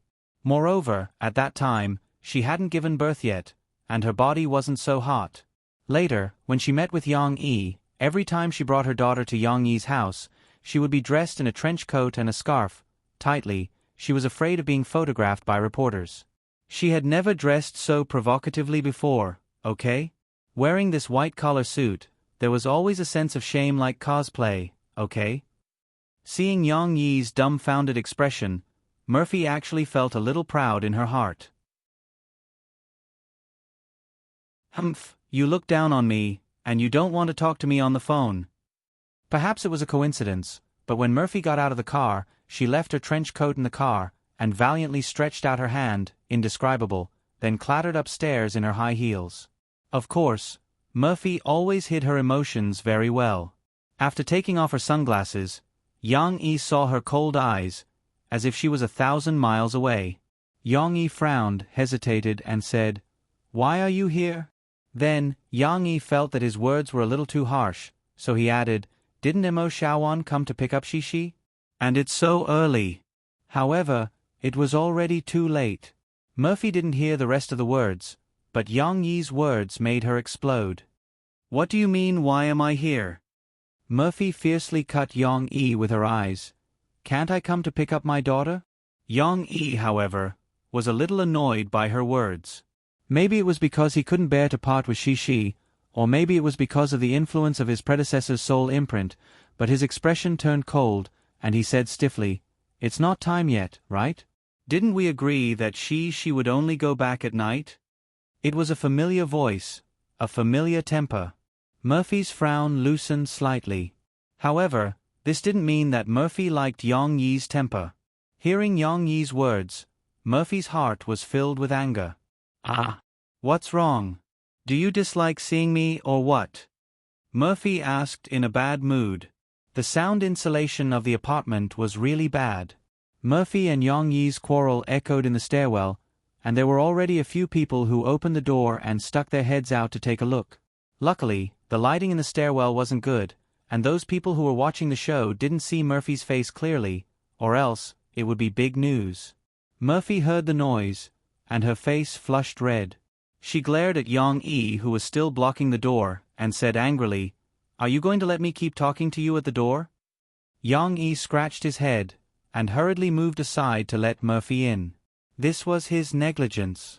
Although he was very unhappy with Murphy's cold appearance and aggressive tone, he wasn't that petty. Murphy walked past Yang Yi, and the two of them couldn't avoid the friction between their bodies. Yang Yi's nose was sharp enough to smell the fragrance from Murphy's hair, but the most sensitive thing was that when they walked past each other, Murphy and Yang Yi's thigh muscles rubbed against each other. That amazing elasticity made Yang Yi unable to control himself. Indescribable. Murphy didn't notice at first, and she walked in by herself as if she was very familiar with the place. She found a chair and sat down. Her skirt was pressed down, and her legs were slightly tilted to the side. Her posture was very elegant. However, Yang Yi didn't follow her in. After a while, he looked embarrassed as he bent down and stuck his butt out, and walked in close to the wall. Murphy's cold eyes flashed with a trace of astonishment, and then, she understood. Her face flushed red, and she spat at Yang Yi in her heart. Yang Yi finally sat down. He raised his head and looked at Murphy. Seeing that she was acting as if nothing had happened, as if she didn't notice, he breathed a sigh of relief. Damn, when did I become so innocent? Yang Yi was a little disappointed at his own performance. Logically speaking, Yang Yi wasn't a good boy when it came to the relationship between men and women in his previous life. He had experienced it before. Why did he behave so unbearably in front of Murphy? These questions weren't tangled up for the time being. After the two of them sat facing each other, they were silent, and couldn't find a topic to talk about. The atmosphere was awkward. Mo Fei, such an iceberg beauty, was almost forced by this strange atmosphere to the point where she could no longer maintain this cold posture. Big blockhead. Murphy was also helpless. She was about to be angered to death by Yang Yi. Her heart was a little sad. You don't welcome me? She felt that Yang Yi was not only a blockhead, but he might also hate her.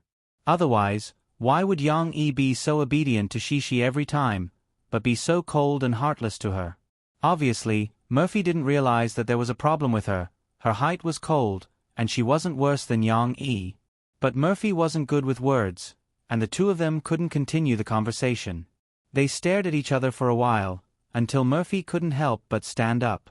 I'll go take a look at Shishi, Murphy said angrily. Yang Yi frowned slightly. He didn't know why Murphy always spoke as if she had eaten gunpowder, but he didn't care too much. He nodded and walked in front to open the door for Murphy. After Yang Yi moved aside, Murphy saw Shishi, who was sleeping on the bed. Seeing her daughter, the ice beauty's eyes softened. The little girl liked to kick the blanket. Yang Yi only went out for a while, and the little blanket was kicked to her feet. When Murphy saw this, she thought that Yang Yi neglected to take care of her. She angrily glared at Yang Yi, walked over, and covered Shishi with the blanket. Maybe it was because she had enough sleep. Murphy moved a little, and Shishi opened her eyes in a daze. Mom. The little girl's voice was also hazy. She tenderly stretched out her hands, wanting her mother to hug her. Murphy also missed her daughter very much. She sat on the bed, hugged the little girl in her arms, and the mother and daughter started to talk. Yang Yi leaned on the doorframe, somewhat silent. Although this scene was very warm and beautiful, it was very much like the home that Yang Yi dreamed of in his previous life. But he still understood that this was not a home. Murphy was here, and she would still leave. And she would take Shishi with her. Yang Yi's heart was filled with reluctance. She was the first person he saw in this strange world, and also his closest relative who was related to him by blood. In these 2 days, Yang Yi had already gotten used to the little girl's existence, and indulged in the happiness brought by family. If she left with her mother, he was afraid that he would return to that endless loneliness.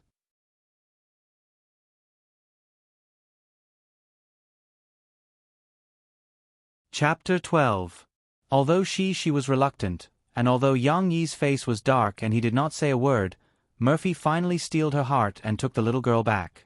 Mom, let Papa live in our house, okay? Papa can cook delicious food for you. When they went downstairs, Shishi was still in her mother's arms and acted coquettishly. Murphy was annoyed by Yang Yi's attitude. She angrily patted Shishi's butt and said, "Don't talk nonsense. Girls can't be so naughty. Your papa has his own life. He won't be willing to come over."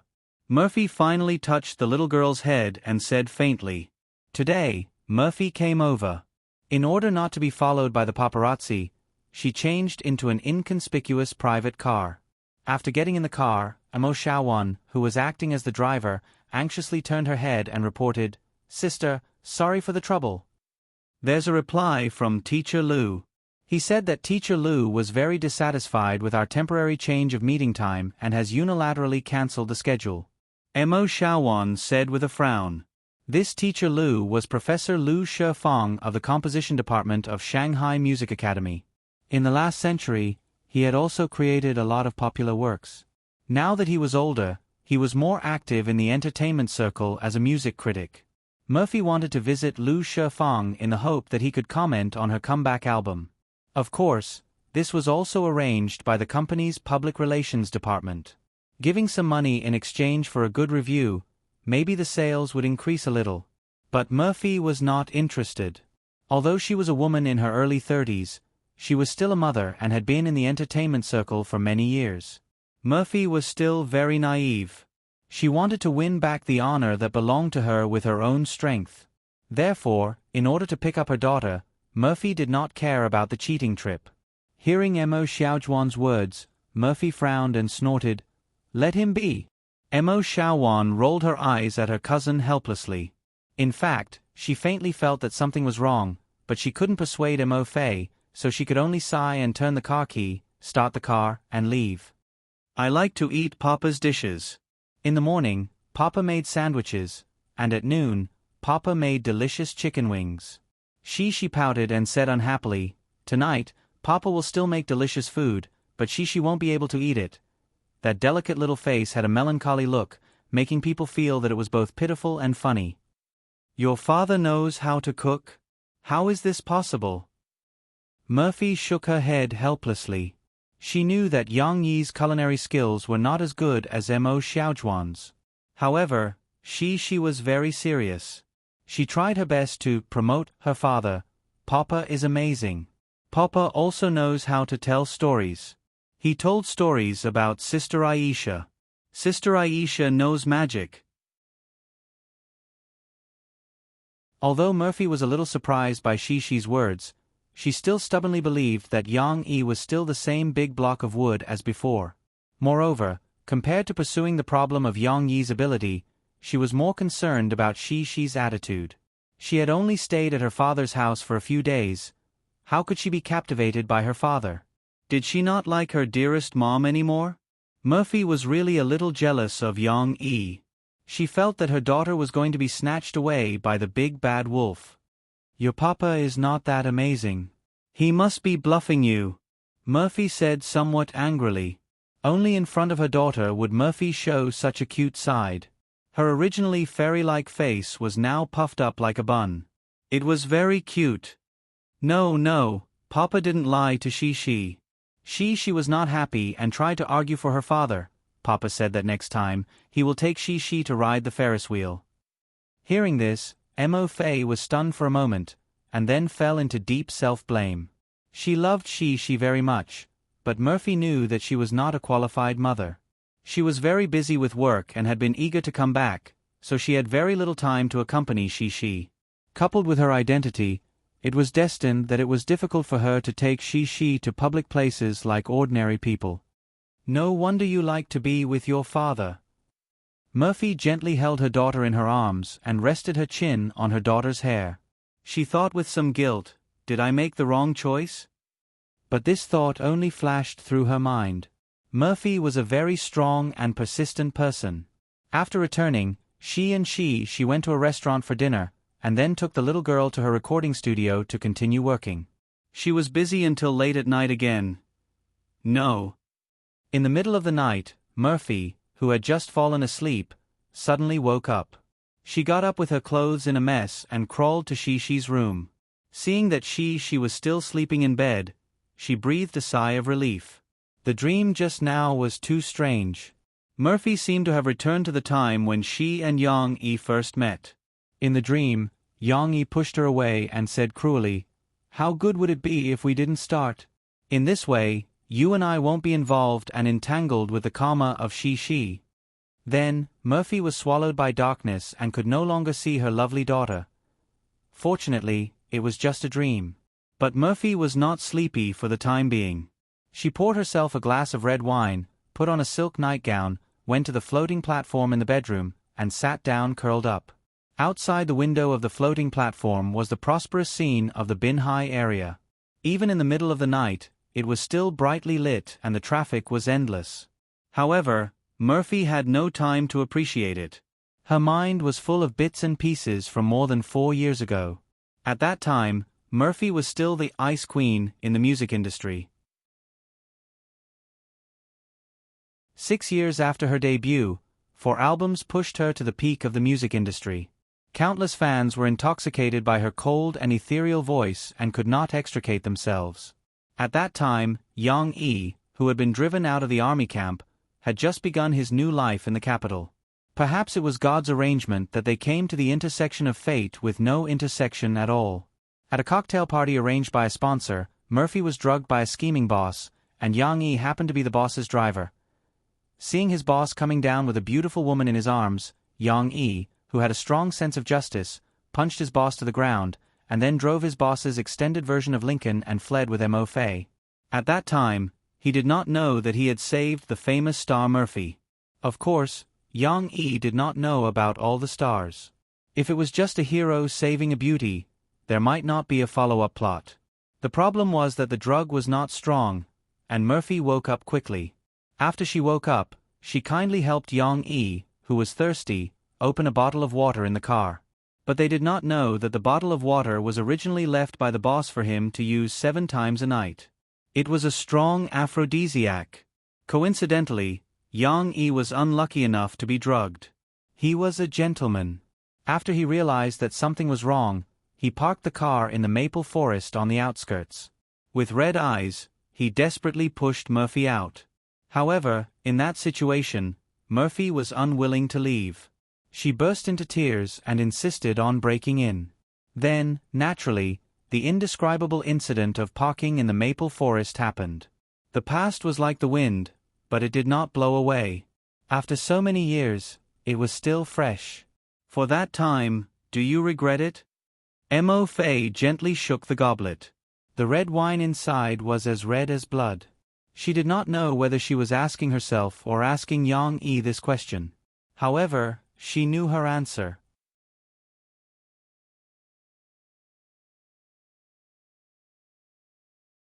Chapter 13. The location of Tingshan District was very good. Just like its name, the lush Tingshan District was located in the middle. At the same time, the winding Jinghang Grand Canal flowed through it. It was backed by mountains and water. Even in terms of feng shui, it was a blessed land. In addition, there was no pollution from industry. The beautiful Tingshan district became another district of river town with tourism as its main industry other than the East District. Of course, the East District couldn't be compared to Tingshan district because the entertainment industry there was more developed. Under the red lights and green lights, the scenery of the East District always gave people a feeling of impermanence. Tingshan district was much better. 10 years ago, Rivertown built the first university town in the south in Tingshan district around Jiangqing Media University, a famous media college in the country. The strong cultural atmosphere blended with the beautiful natural scenery. It was just right for Yang Yi, a guy who was passionate about literature. After renting a car, Yang Yi spent 2 days walking around Tingshan district. Finally, he took a fancy to a shop near the back door of Jiangqing Media University that was about to be sold. This shop was actually a little remote and desolate. This was because the real bustling area of Jiangqing Media University was the area outside the main entrance and the East District. Because the main entrance was next to Jiangqing Normal University, it was where the popularity of the two schools converged. It wasn't hard to understand why it was bustling. Jiang Chuan's dormitory area was near the East District, so the food and beverage industry outside was more developed. The back door was a little far from the dormitory area. Other than some students from the arts and media colleges who came for classes, there weren't many students who were interested in visiting. Outside the back door was the Jinghang Grand Canal. However, it wasn't the rippling Shijiang River, nor was it the trickling Tingxi stream. Facing the calm Jinghang Grand Canal and the lack of willows supporting the banks and green grass embankment, the students were always a little disinterested, except for some male and female students who liked to find quiet places to go on dates. However, Yang Yi took a fancy to this place because he liked its silence and seclusion. Why did it have to be so bustling? Yang Yi didn't like to open a coffee shop that he couldn't handle. The best situation was 10 or so customers a day, with 2 or 3 regulars. They would drink coffee elegantly and quietly, or talk about literature and music without restraint. "Are you the owner of this shop?" Yang Yi asked in surprise when he saw the person renting the place on the second floor of the shop. In front of him was a silver-haired but hale and hearty old man. He wore a very traditional Chinese green robe, and his every movement gave people a sense of elegance and wisdom. This made Yang Yi suddenly feel deep veneration. When he spoke, his tone became much more respectful. "Little friend, why do you ask?"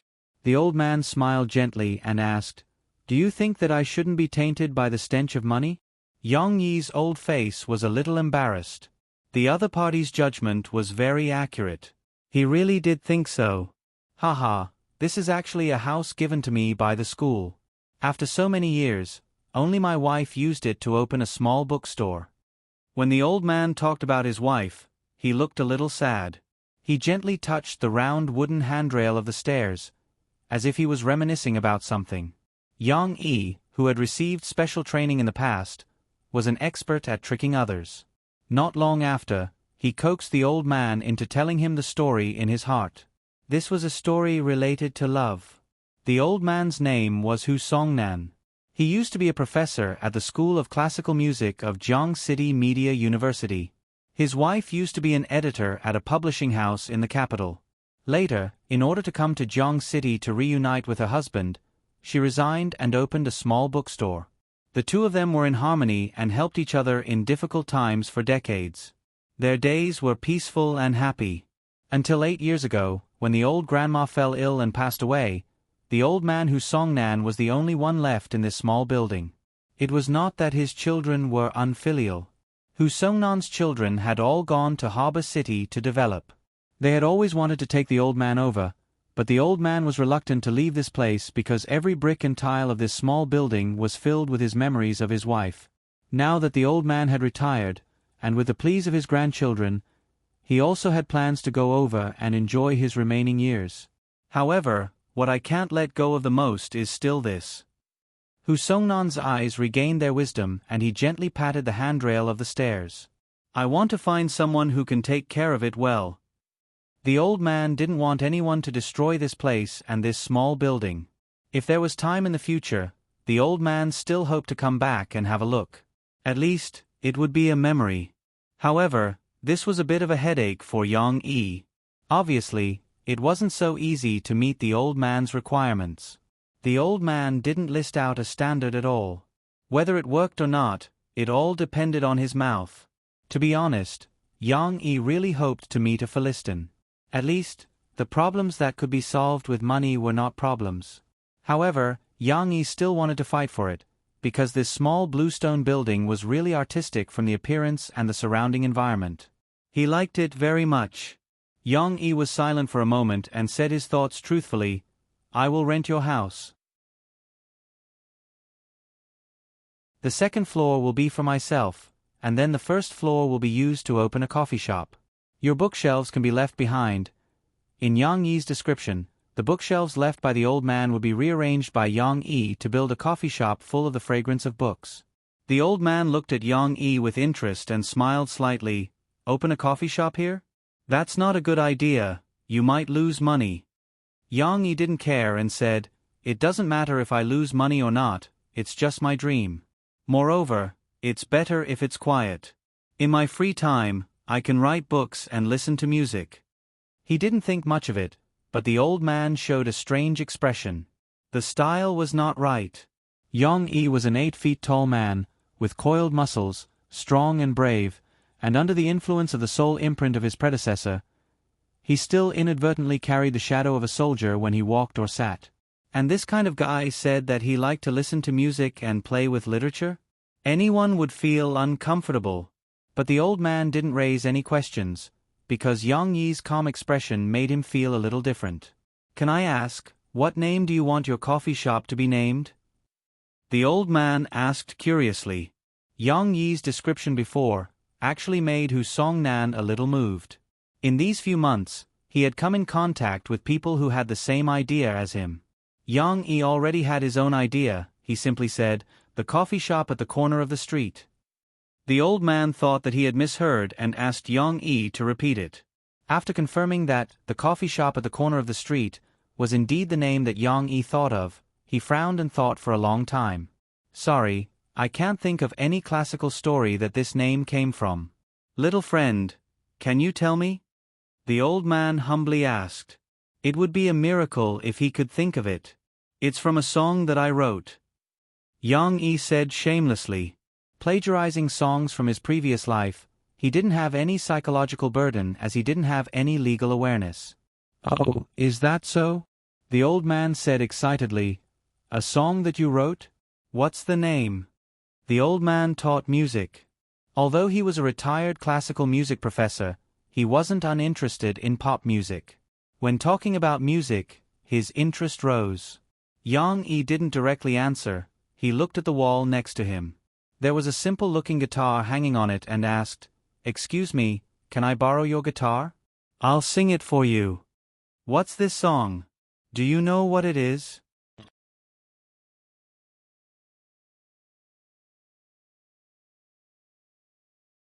Chapter 14. Yang Yi's request was very abrupt. The old man looked at Yang Yi's bronze-colored muscles with a strange expression. They were sturdy and firm. This kind of guy can play the guitar? The old man's mind was filled with an incongruous image of a cow chewing on a peony. You can try. Hu Songnan nodded his head with self-restraint. He did not refuse because of his own prejudice. Yang Yi took down the guitar and sat on the chair opposite the old man. The guitar was placed on his right foot. He gently plucked the strings and tested the sound. Buzz. A very deep and thick bass sound was clearly transmitted through the resonance of the guitar case. Yang Yi's ears moved slightly. His expression became a little surprised. Then, he tried a few notes. "Professor Hu, your guitar is not ordinary." Yang Yi finally raised his head and said to the old man with a little surprise. Hu Songnan was stunned. His hand trembled and pointed to a beetle-like carving at the end of the guitar case. He asked in disbelief, "You don't recognize this logo? Could it be some famous brand?" Yang Yi looked at it and shook his head. Of course he didn't recognize it. The musical instrument brands in his previous life did not exist in this world. But the musical instrument brands in this life? What a joke. He didn't even study for a few years. It would be strange if he could recognize the predecessor without any musical talent. The old man almost rolled his eyes. He helplessly gasped for breath. Only then was he able to calm down this depression. Brown Beetle. This is an old factory in Germany. It was a limited classical guitar produced in 1970. The old man blew his beard and stared at Yang Yi as he explained, "This old man, I spent a lot of effort to buy it from a businessman." Well, listening to Hu Songnan's description, it seemed to be very powerful. It felt like the guitar world's Steinway. However, Yang Yi also liked to play the folk guitar in his previous life. Therefore, the classical guitar, known as one of the three major instruments in the world, Yang Yi did not have a deep feeling about it.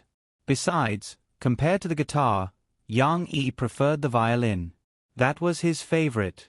Pour a glass of red wine, light a candle, play the violin alone, and become a pair of shadows. The topic was a little too far. Yang Yi could not deny it and began his performance. When the broken guitar strings converged into a low and melodious prelude, Hu Songnan, who was looking at Yang Yi curiously, slightly frowned. This melody? He had never heard of it. This was normal. After all, Hu Songnan taught classical music. He may not be able to teach pop music. However, Yang Yi's performance already gave him a different feeling. It was very beautiful, very smooth. It did not seem like an unknown person's game work. The old man's body leaned forward slightly, and he listened carefully. The slightly sad melody lasted for more than 10 seconds, gradually opening the curtain. Yang Yi's fingers gently hooked the strings and began to sing. "I came to your city, walking the way you came." Yes, it was Eason's long time not seeing you, a song that Yang Yi liked very much in his previous life. Of course, Yang Yi's voice could not be like Eason's. When it was low, it could still maintain a very empty magnetism. However, the texture of Yang Yi's voice was not bad. His low voice was very deep and had an inexplicable influence. It spread the sadness in the listener's heart. "Imagining the days without me, how lonely you would be." The melody at the beginning was still very plain, but the old man listened very carefully. Finally, the mood of the song ushered in a small explosion. Holding the picture you gave me, it was a familiar street. Just without your picture, we can't go back to that day. Yang Yi sang very affectionately. Unknowingly, he brought in the original Yang Yi, the complicated emotions when facing Murphy. However, he didn't notice that the old man sitting opposite him was trembling slightly.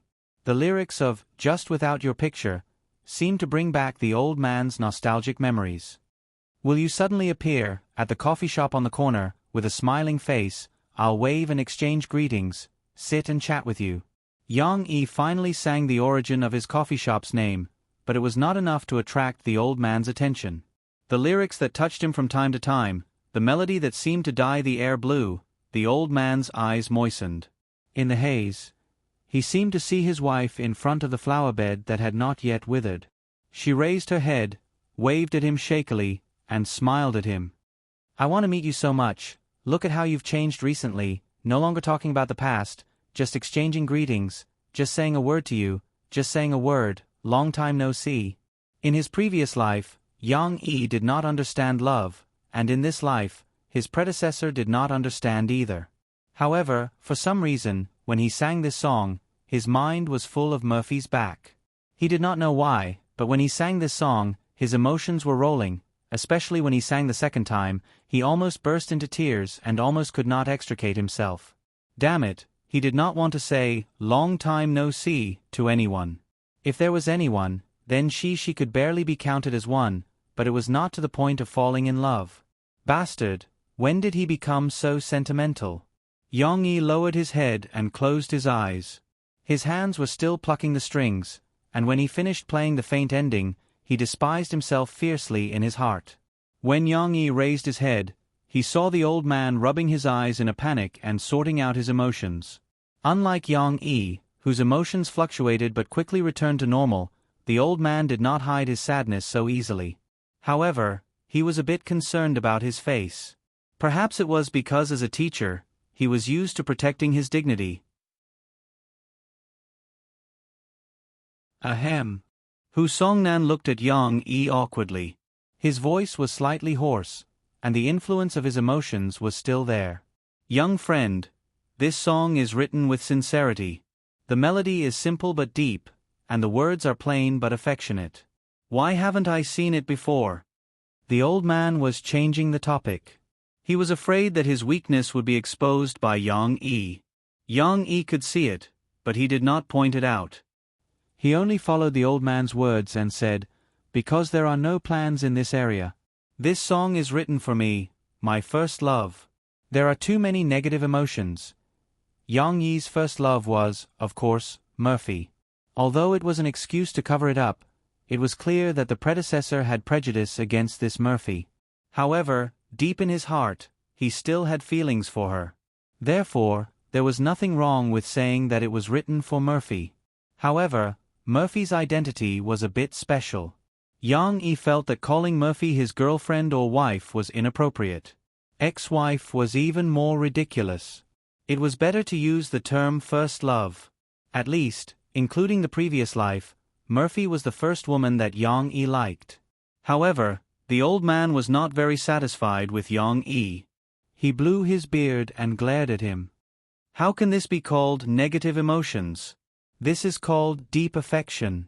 What have you done to devalue your love for the person you love?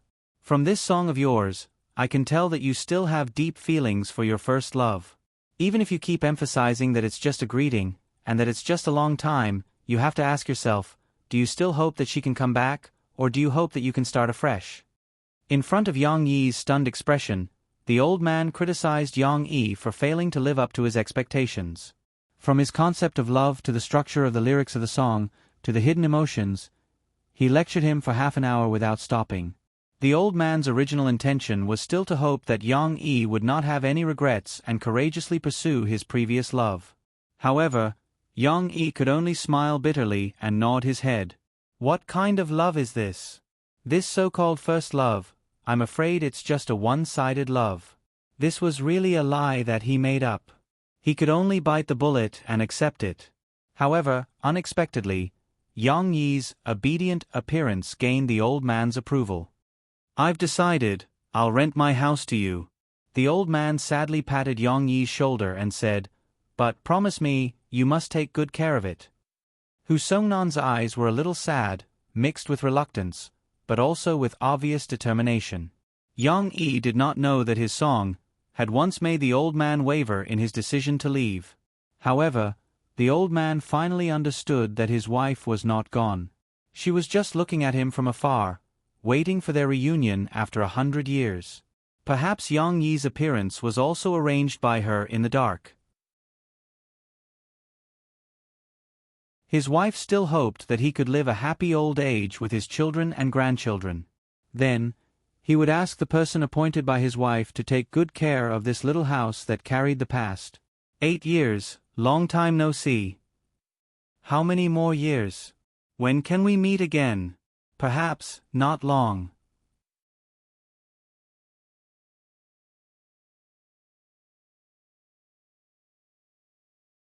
Chapter 15. Just like that, Yang Yi became Old Master Hu Songnan's new tenant without knowing anything. To Yang Yi's surprise, the old man only charged him 1 yuan for 3 years' rent.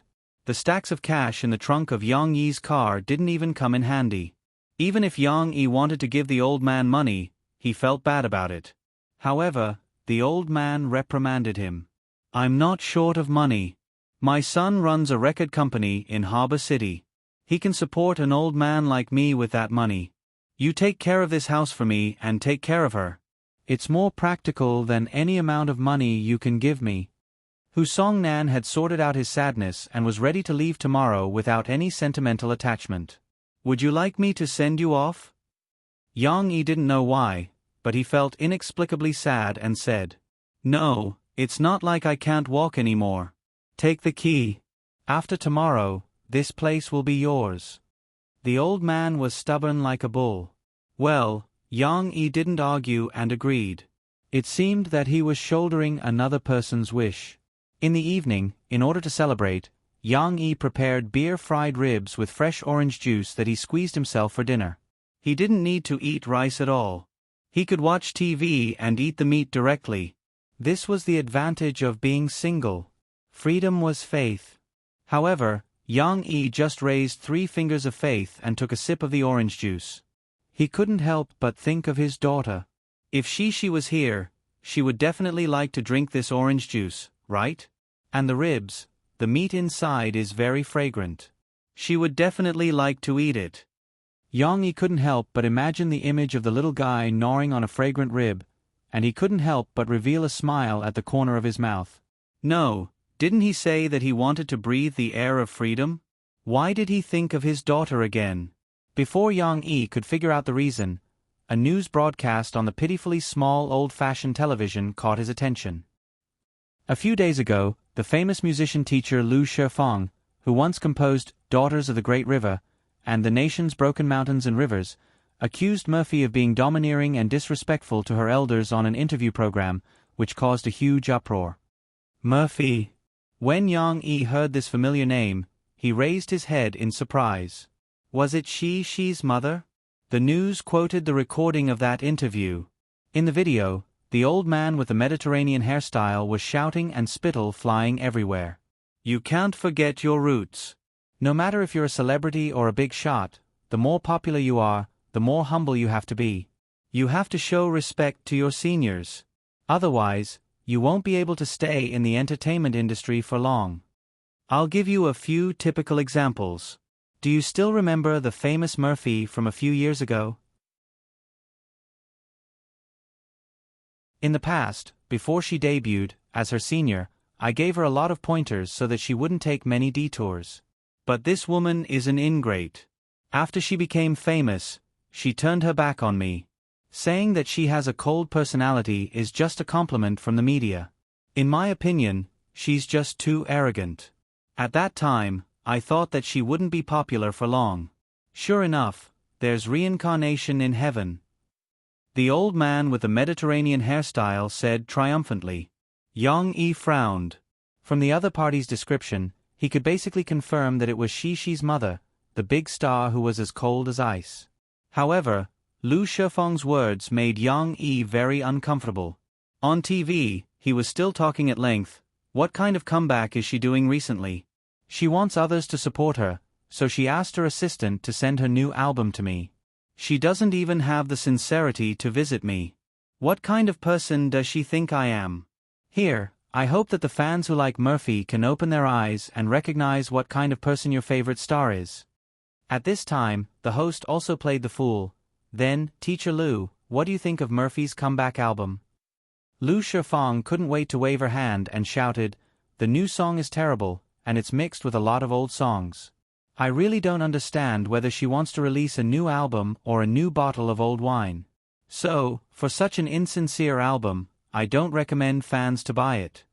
There was nothing new at the end of the news. It was just a summary and analysis of Murphy's situation. However, Yang Yi frowned. Lu Shifeng, what is this old man doing? Although Yang Yi didn't know anything about the situation of the entertainment industry in this world, he could still analyze a strong sense of malice from the other party's words. Is he deliberately slandering Murphy? Yang Yi secretly thought. At this time, the TV was only broadcasting the news. As early as yesterday, after Lu Shifeng's program was broadcast on the TV station, Murphy's company was informed of the news. However, by the time the public relations department took action, it was already too late. In this era of underdeveloped social networks, the channels for people to get news were nothing more than TV and newspapers. Only a small number of senior netizens would exchange information on online forums. Therefore, after the TV program, Murphy's image was immediately greatly affected. This impact was very difficult to recover. How could you cancel this trip? Don't you know that this Lu guy will take revenge for the smallest grievance? The company worked so hard to arrange an event for you and you didn't even accept it. Do you still want to make a comeback? Do you know how passive we are now? In the afternoon, Murphy was scolded by the general manager of the agency, Niu Meiling, who rushed back from Yongcheng. Niu Meiling, known as Sister Ling, was the big sister of the agency world. She was Murphy's benefactor. Back then, Mo Fei's debut didn't go smoothly. It was Sister Ling who saw her potential and pulled her out of the fire pit. After coming to this agency, Missouri Fei's luck changed and she became popular. Therefore, Sister Ling's scolding made Murphy so uncomfortable that she couldn't eat dinner. "Mom, don't be unhappy." She came with Auntie Xiaowan to pick up her mother from work. She pouted her little mouth and obediently held her mother's hand and said, She won't talk back to Mom. She will go to kindergarten obediently, okay?" It turned out that the little girl thought that her mother was sulking because she had discussed with her yesterday about sending her to kindergarten but was refused by her crying and making a fuss. Murphy's mood was very low. Not only was she angry because of Lu Shifeng's words, but she was also under a lot of pressure because her unreleased new album was covered with a layer of shadow. She forced a smile and rubbed She's little head. She didn't say anything and just looked out of the car window gloomily. Ring, ring, ring. Mo Fei's phone suddenly rang, waking her up from her chaotic thoughts. She curiously poked her head out and glanced at it. She suddenly became happy. "It's Papa." Papa called She. Murphy was still in a trance, but she was awakened by She's words. "Yang Yi. He's going to call me."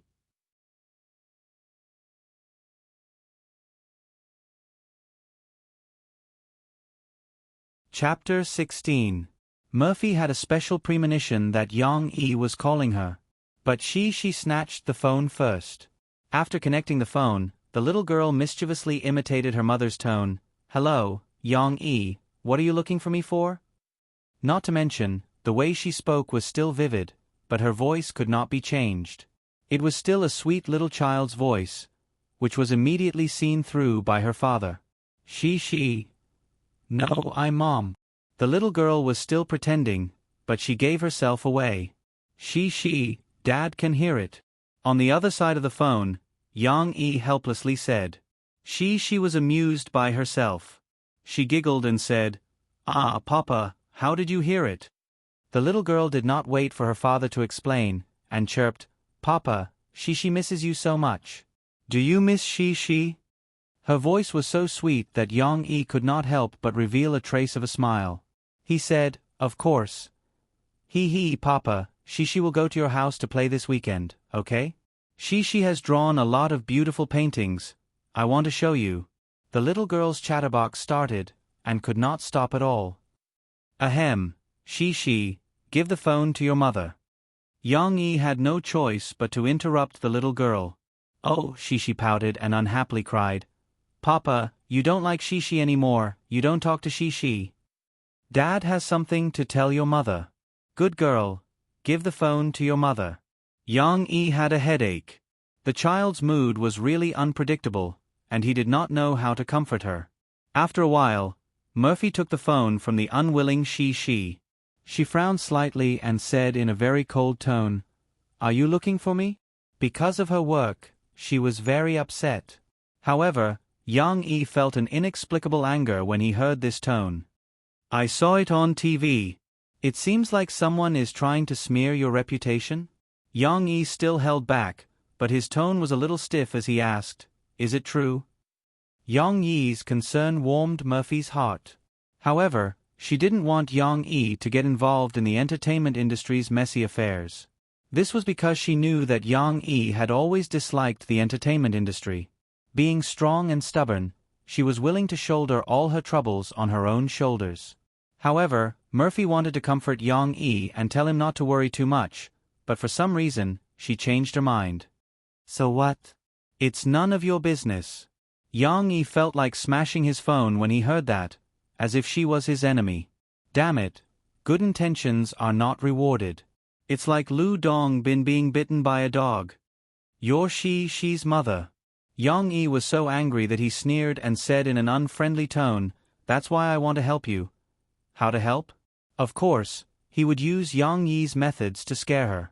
If that didn't work, he would directly make her disappear from the face of the earth. Yang Yi, who had not completely integrated into the life of a normal person, still retained the thought of using violence to solve problems in the past. However, Murphy misunderstood. Yang Yi had talked to her about similar issues before, so she said angrily, "Okay, I don't need your hypocritical concern. No matter how much people despise me, I won't quit the music industry. Do you understand?" After saying that, Murphy slammed the button and ended the call. Then, she sat there in silence with a frosty expression. "Ah! She still wants to talk to Papa." Cece widened her big watery eyes and cried out in surprise. She was just angry with her father just now. A child's temper came and went quickly, and it had long disappeared. Murphy was so angry that her plump chest violently heaved. However, when facing she still did not force her anger on her daughter. She gently rubbed the little girl's head and sighed, "Mom will send you to play with Dad on the weekend." "Mom doesn't want to talk to your dad now." "Okay then." She was quite well behaved. Seeing her mom's tired face, she stepped on the seat and stood up. She used her little fist to pound Murphy's shoulder. "Mom, I'll give you a massage." "Thank you, she is so obedient." Murphy patted the little girl's head with gratification. However, on the other side, Yang Yi was inexplicably provoked by Murphy's temper. "What the hell?" Yang Yi directly threw the phone to the side and drank 2 mouthfuls of orange juice to calm down. "If it weren't for Shi's face, I wouldn't be willing to help you even if you gave me 2 million yuan.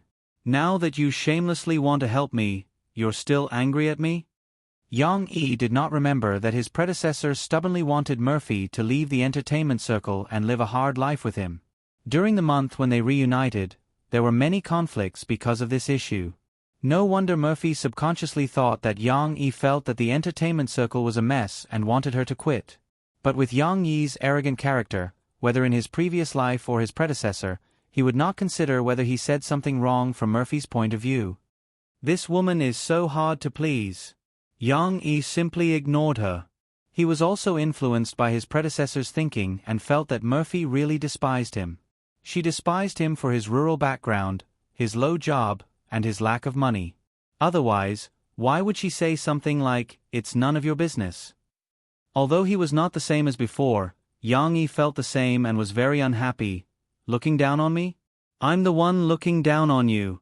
Forget it, forget it. I don't want to think about her. Yang Yi happily gnawed on the slightly cold ribs and thought about his own matters. Of course, the coffee shop needed to be renovated, but it did not need to be too troublesome, because he did not intend to make a modern-style coffee shop. The retro architectural style of the small building was already very much in line with Yang Yi's expectations. Yang Yi planned to use a month to buy some special decorations, lights, and chairs and redecorate it. Of course, there were also coffee beans that the coffee shop needed.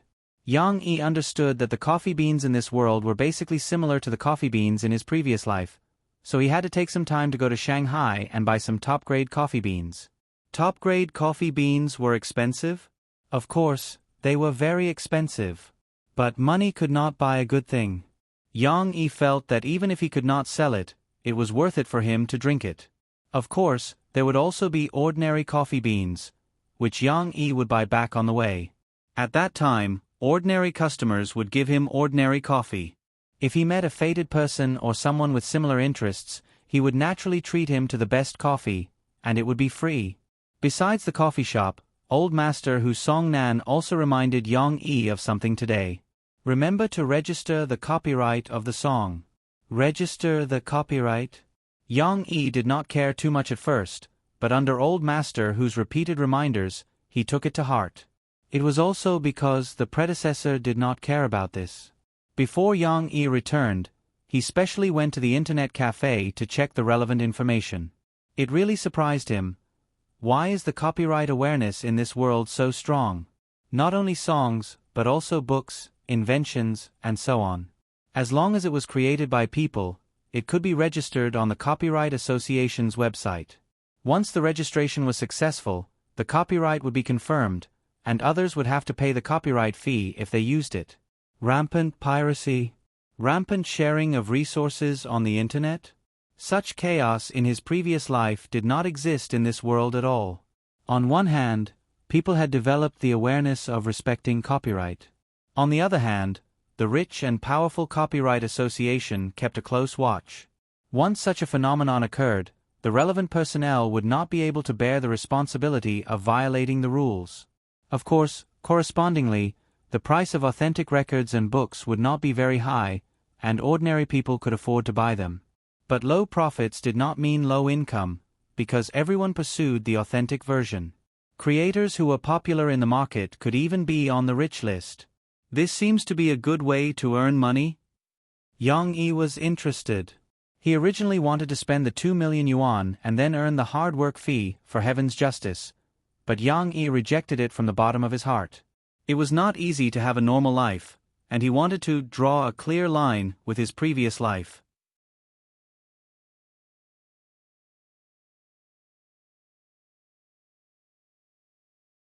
Chapter 17. Time always passed quickly when you were busy.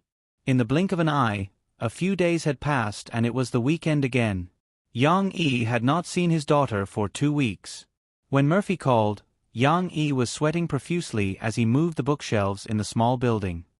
He had already put away the few remaining books in a box on the second floor for the old man. Yang Yi had his own arrangement and plans for these bookshelves. Some of the bookshelves would naturally be filled with books that Yang Yi found interesting and thoughtful. For some of the bookshelves, Yang Yi planned to buy some handicrafts or some wooden carvings that he carved himself. This was a hobby that he had left behind from his boring training in the jungle. The simple and unadorned wooden bookshelves were displayed against the wall in a picturesque disorder. Coupled with the warm lighting, it was enough to create a very cultural atmosphere in the coffee shop. But Mo Fei's exasperated question immediately broke the awkward atmosphere. Yang, where the hell have you been all this time? Didn't we agree that I would send my daughter over today? Do you know that I still have work in the afternoon? Yang Yi froze for a moment. He looked at the time on his phone and was speechless. What time is it? Murphy did tell Yang Yi yesterday that she was going to send Shishi over, but the problem was that she used to arrive in the afternoon. Therefore, Yang Yi had nothing to do in the morning. After practicing martial arts in the morning, he came over to tidy up his coffee shop and planned to go back in the afternoon. Who knew that Murphy would come so early? Okay, I'll come back now. Yang Yi did not want to argue with Murphy over such a small matter. After hanging up the phone, he rushed back. Murphy was very angry.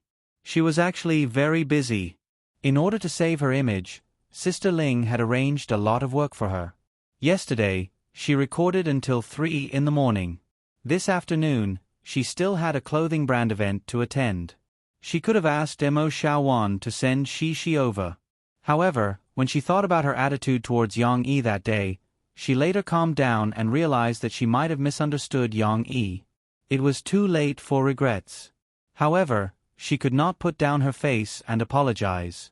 Murphy decided to personally come over. For this, she even put on some light makeup to hide her tiredness. She even picked out a set of clothes for half an hour. Putting aside how she wanted to dress up beautifully to see Yang Yi, she held Shishi's small hand and nervously went to the door of Yang Yi's humble home. When she saw General Tai at the door, Murphy's exploded. The suspicious nature of a Scorpio was triggered, and Mo Fei was still thinking about the worst-case scenario. Went to live with another woman? He didn't want Shishi and... forget it, he didn't want Shishi anymore? That was why the scene on the phone just now happened. However, when Murphy saw Yang Yi appear at the stairs with a dirty face and a sweaty back, Murphy's anger, grievance, and suspicion disappeared. Even her cold face seemed to melt a little. Papa. She was very happy to see her father. She didn't care that her father was dirty. She pounced on him and wanted to hug her father. However, Murphy was a little bit of a clean freak. She was wearing a clean white dress. She quickly pulled the little guy back. However, she paused for a moment. She opened her red lips and asked in a rare gentle voice, "Why didn't you say you went to work?" Her doubts about Yang Yi just now melted into deep guilt. However, Murphy's tone made Yang Yi feel uncomfortable. He looked at Murphy strangely and said lazily, "Work? I didn't go to work." Indeed, he didn't go to work. He hadn't been working as a security guard in the hotel for many days. He didn't even want to resign. However, Mo Fei believed it. She even imagined the scene of Yang Yi moving bricks in the construction site. After all, Yang Yi was really covered with a lot of dust from head to toe. This man was also working hard to make money for Shi. Suddenly, she felt an indescribable pain in her heart. Yang Yi didn't think too much about it. He smiled and bumped fists with Cici, who was bouncing around, making the little girl so happy that she made a funny face. After opening the door and letting Murphy and Shi in, Yang Yi glanced at the black mud mark he left on the tiles of the door when he came in. He couldn't help but frown. He wanted to pick up a rag and carefully wipe it clean. However, in front of Murphy and the others, Yang Yi didn't intend to show too much concern, because his predecessor didn't have such a serious obsessive-compulsive disorder. However, he couldn't help looking at his sticky and dirty appearance. After saying this, he hurriedly took a change of clothes and got into the narrow bathroom. "Take a seat first. I'll take a shower." Murphy actually intended to leave after sending Shi. Mo Xiaojuan's car was still waiting downstairs. However, she looked at Yang Yi's back and opened her mouth, but didn't make a sound. Yang Yi was taking a shower. The small plastic door couldn't block the sound of the water at all. The sound made Murphy's face flush. She didn't even pay attention to Shi's chattering. "Papa is going to make delicious food for Shi." The little guy was still very excited. However, when she saw that her mother ignored her, Shi ran around looking for toys to play with. Not to mention, she also found a duckling that Yang Yi had practiced carving before and played with it happily. Murphy was embarrassed. Listening to the sound of water, she couldn't help but think of Yang Yi's strong back, although this memory from 4 years ago was very distant. In order to divert her attention, she carefully looked at Yang Yi's residence. This was the first time she looked at this small house seriously. In the past, she felt very depressed and didn't want to sit with the old-fashioned Yang Yi for a moment. But now, Murphy was a little surprised. She saw that Yang Yi's residence was actually not bad. Things were neatly arranged. More importantly, The house was spotless and the kitchen was clean. Even Murphy, who was a little bit of a neat freak, couldn't find anything wrong with it. Although it was still very small, too small. All the rooms added together were not as big as her living room. Moreover, the ventilation, soundproofing, and other conditions were still unacceptable to her. However, Murphy glanced at She, who was kneeling on the sofa and playing with the duckling. She had a special feeling. There was the smell of home here. It was very warm. However, before she could figure out the source of her emotions, Yang-yi had already come out of the bathroom. Wearing a tight vest and shorts, Yang-yi casually appeared in front of her. Yang-yi was 187 meters tall. Sitting on the sofa, Murphy looked up at him and felt a strong impact. What was even more visually impactful was Yang-yi's chest muscles, which were bulging out of his vest, and his abdominal muscles, which couldn't be covered at all. They were directly printed in the shape of an inverted triangle under the vest. The moist water vapor covered Yang-yi's bronze-colored muscles with a layer of delicate luster. The strong smell of hormones almost enveloped Murphy. What are you doing?" Murphy's cold and elegant face floated with red clouds, and she asked nervously, "What am I doing?" Yang-yi played with his wet hair and looked at Murphy in confusion. What else could he do? But he didn't say anything. Murphy's face turned even redder, like a bright red rose blooming after an iceberg melted. There was a hint of charm in the strong feelings. Yang-yi was afraid of an awkward silence, so he racked his brains to find a topic. "Didn't you say you were going to work?" This is really going to be awkward."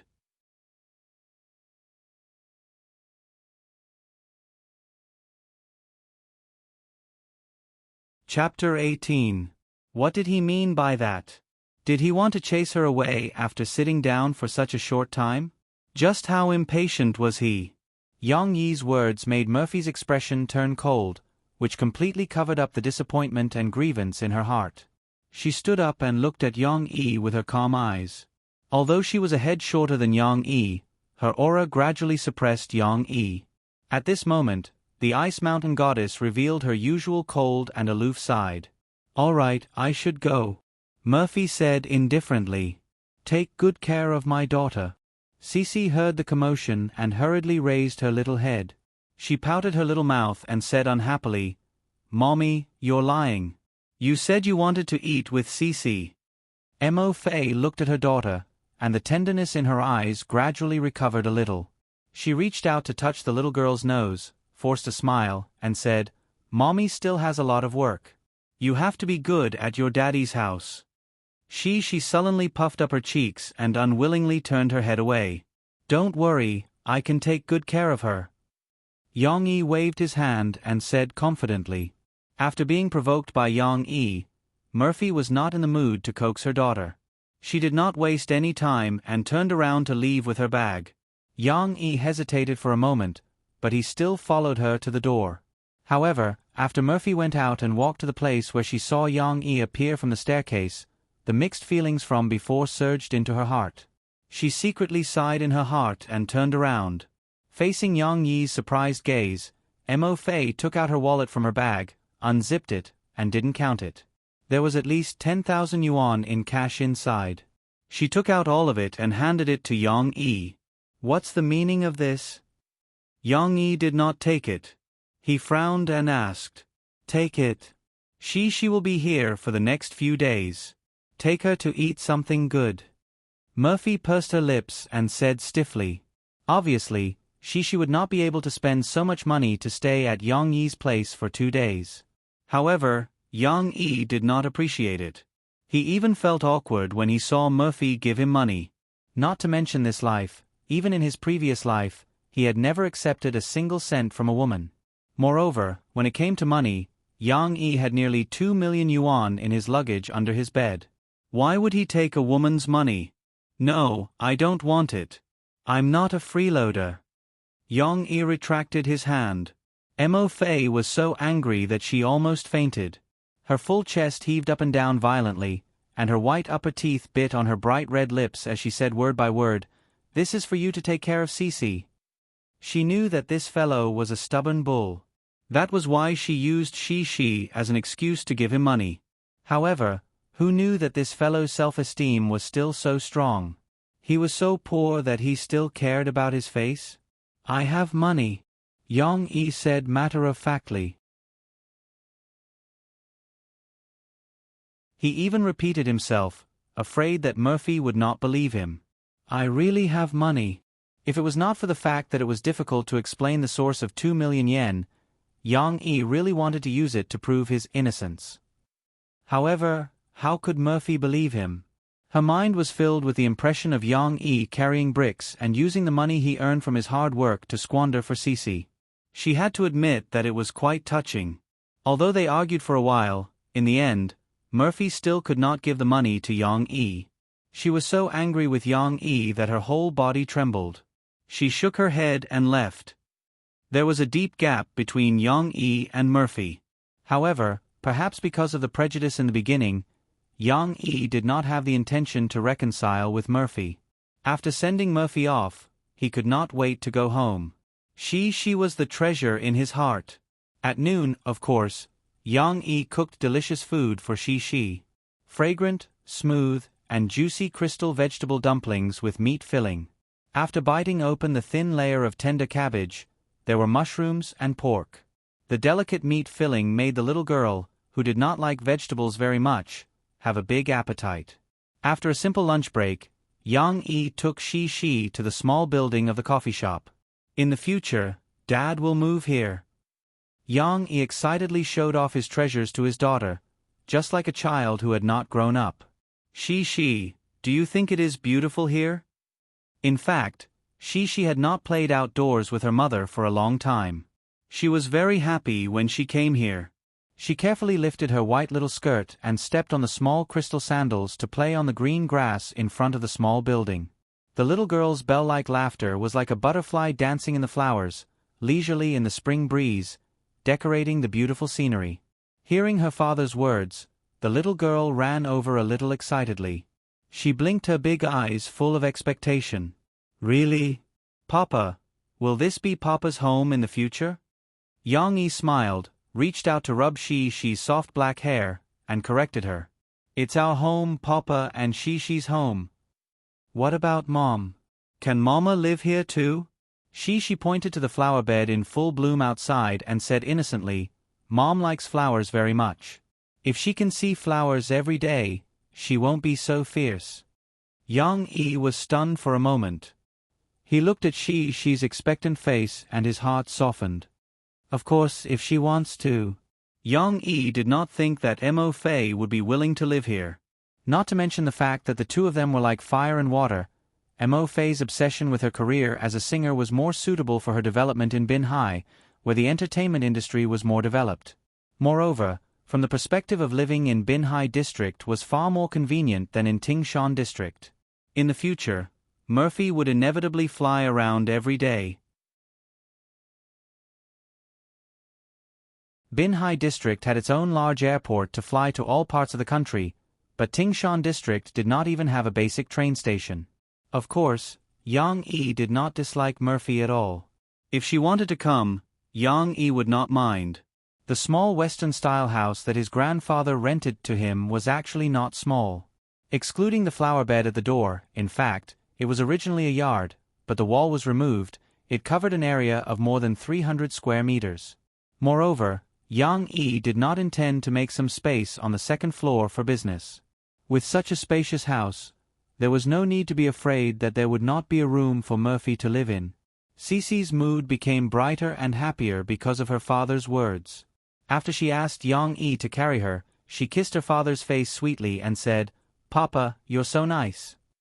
What did he do? He was actually praised by his daughter. Moreover, he was also rewarded with a soft kiss by his daughter. Yang-yi was a little speechless. It was a bit like he had to go back to kindergarten to get a little red flower after he had made a name for himself in the assassin world. It felt very strange. However, for Yang-yi, this was actually quite useful. His daughter's reward made this guy overjoyed, and a smile appeared on his tough face. This was a proud smile, without any concealment. "Let's go. Papa will take you to pick your room." Yang-yi shook the key in his hand and laughed boldly. As long as you like, you can live in any room. Woo woo, I don't want to, I want to sleep with Papa, I want Papa to tell me stories.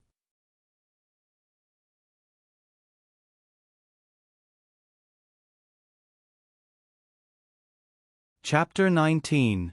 Let's go. Yang-yi waved his hand in high spirits. Coarse hair. A childish voice was also trying to shout. Yang-yi was carrying big and small bags, and she was also following behind her father, carrying her small school bag. Hey, hey! She cried, as if she was struggling to move. Today, the little girl wanted to help her father. But what could a little girl who was not even 4 years old help? Yang-yi couldn't persuade her, so he put 2 picture albums he bought for her in her small school bag and asked her to carry them.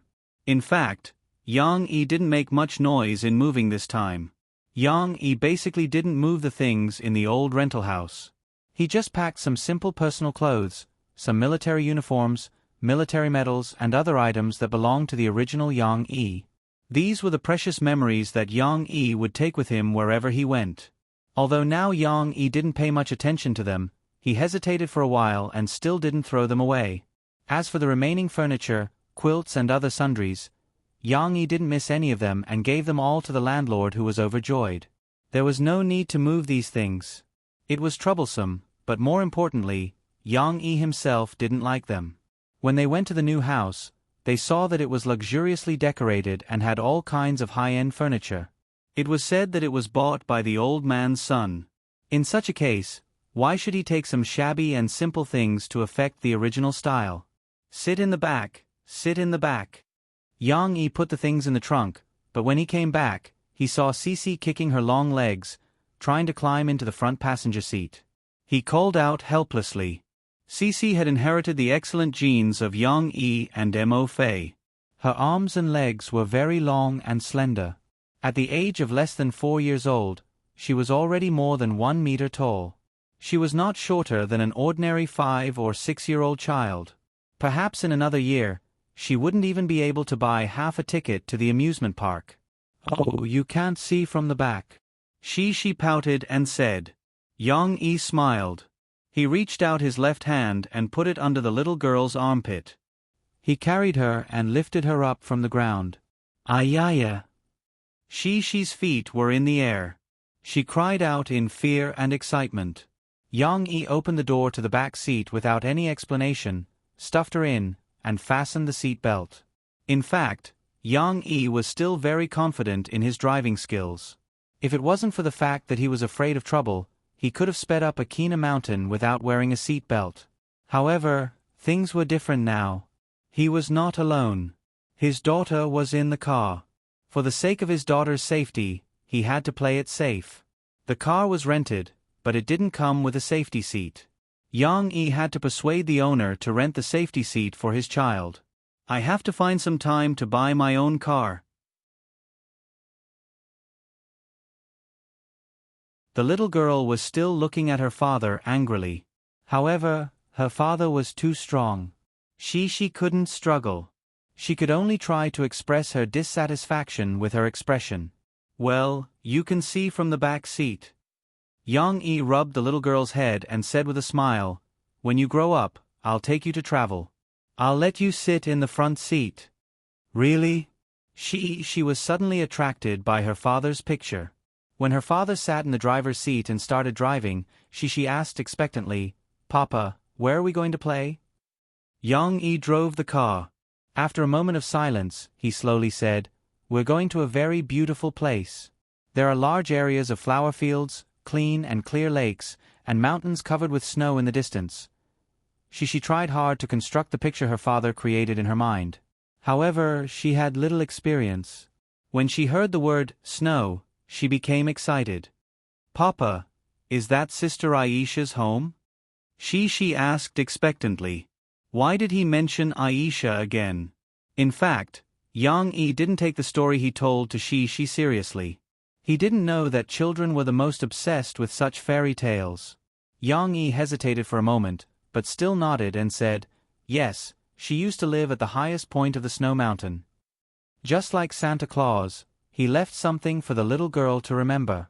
Then she wants to go. Papa, when are we going? She asked eagerly. Not now. You have to wait until you grow up. Yang Yi smiled and said, otherwise, you'll get sick when you go there. She pouted her small mouth and sat back regretfully. Well, she has to be obedient and eat well, so that you can grow up quickly. She was really like a little adult.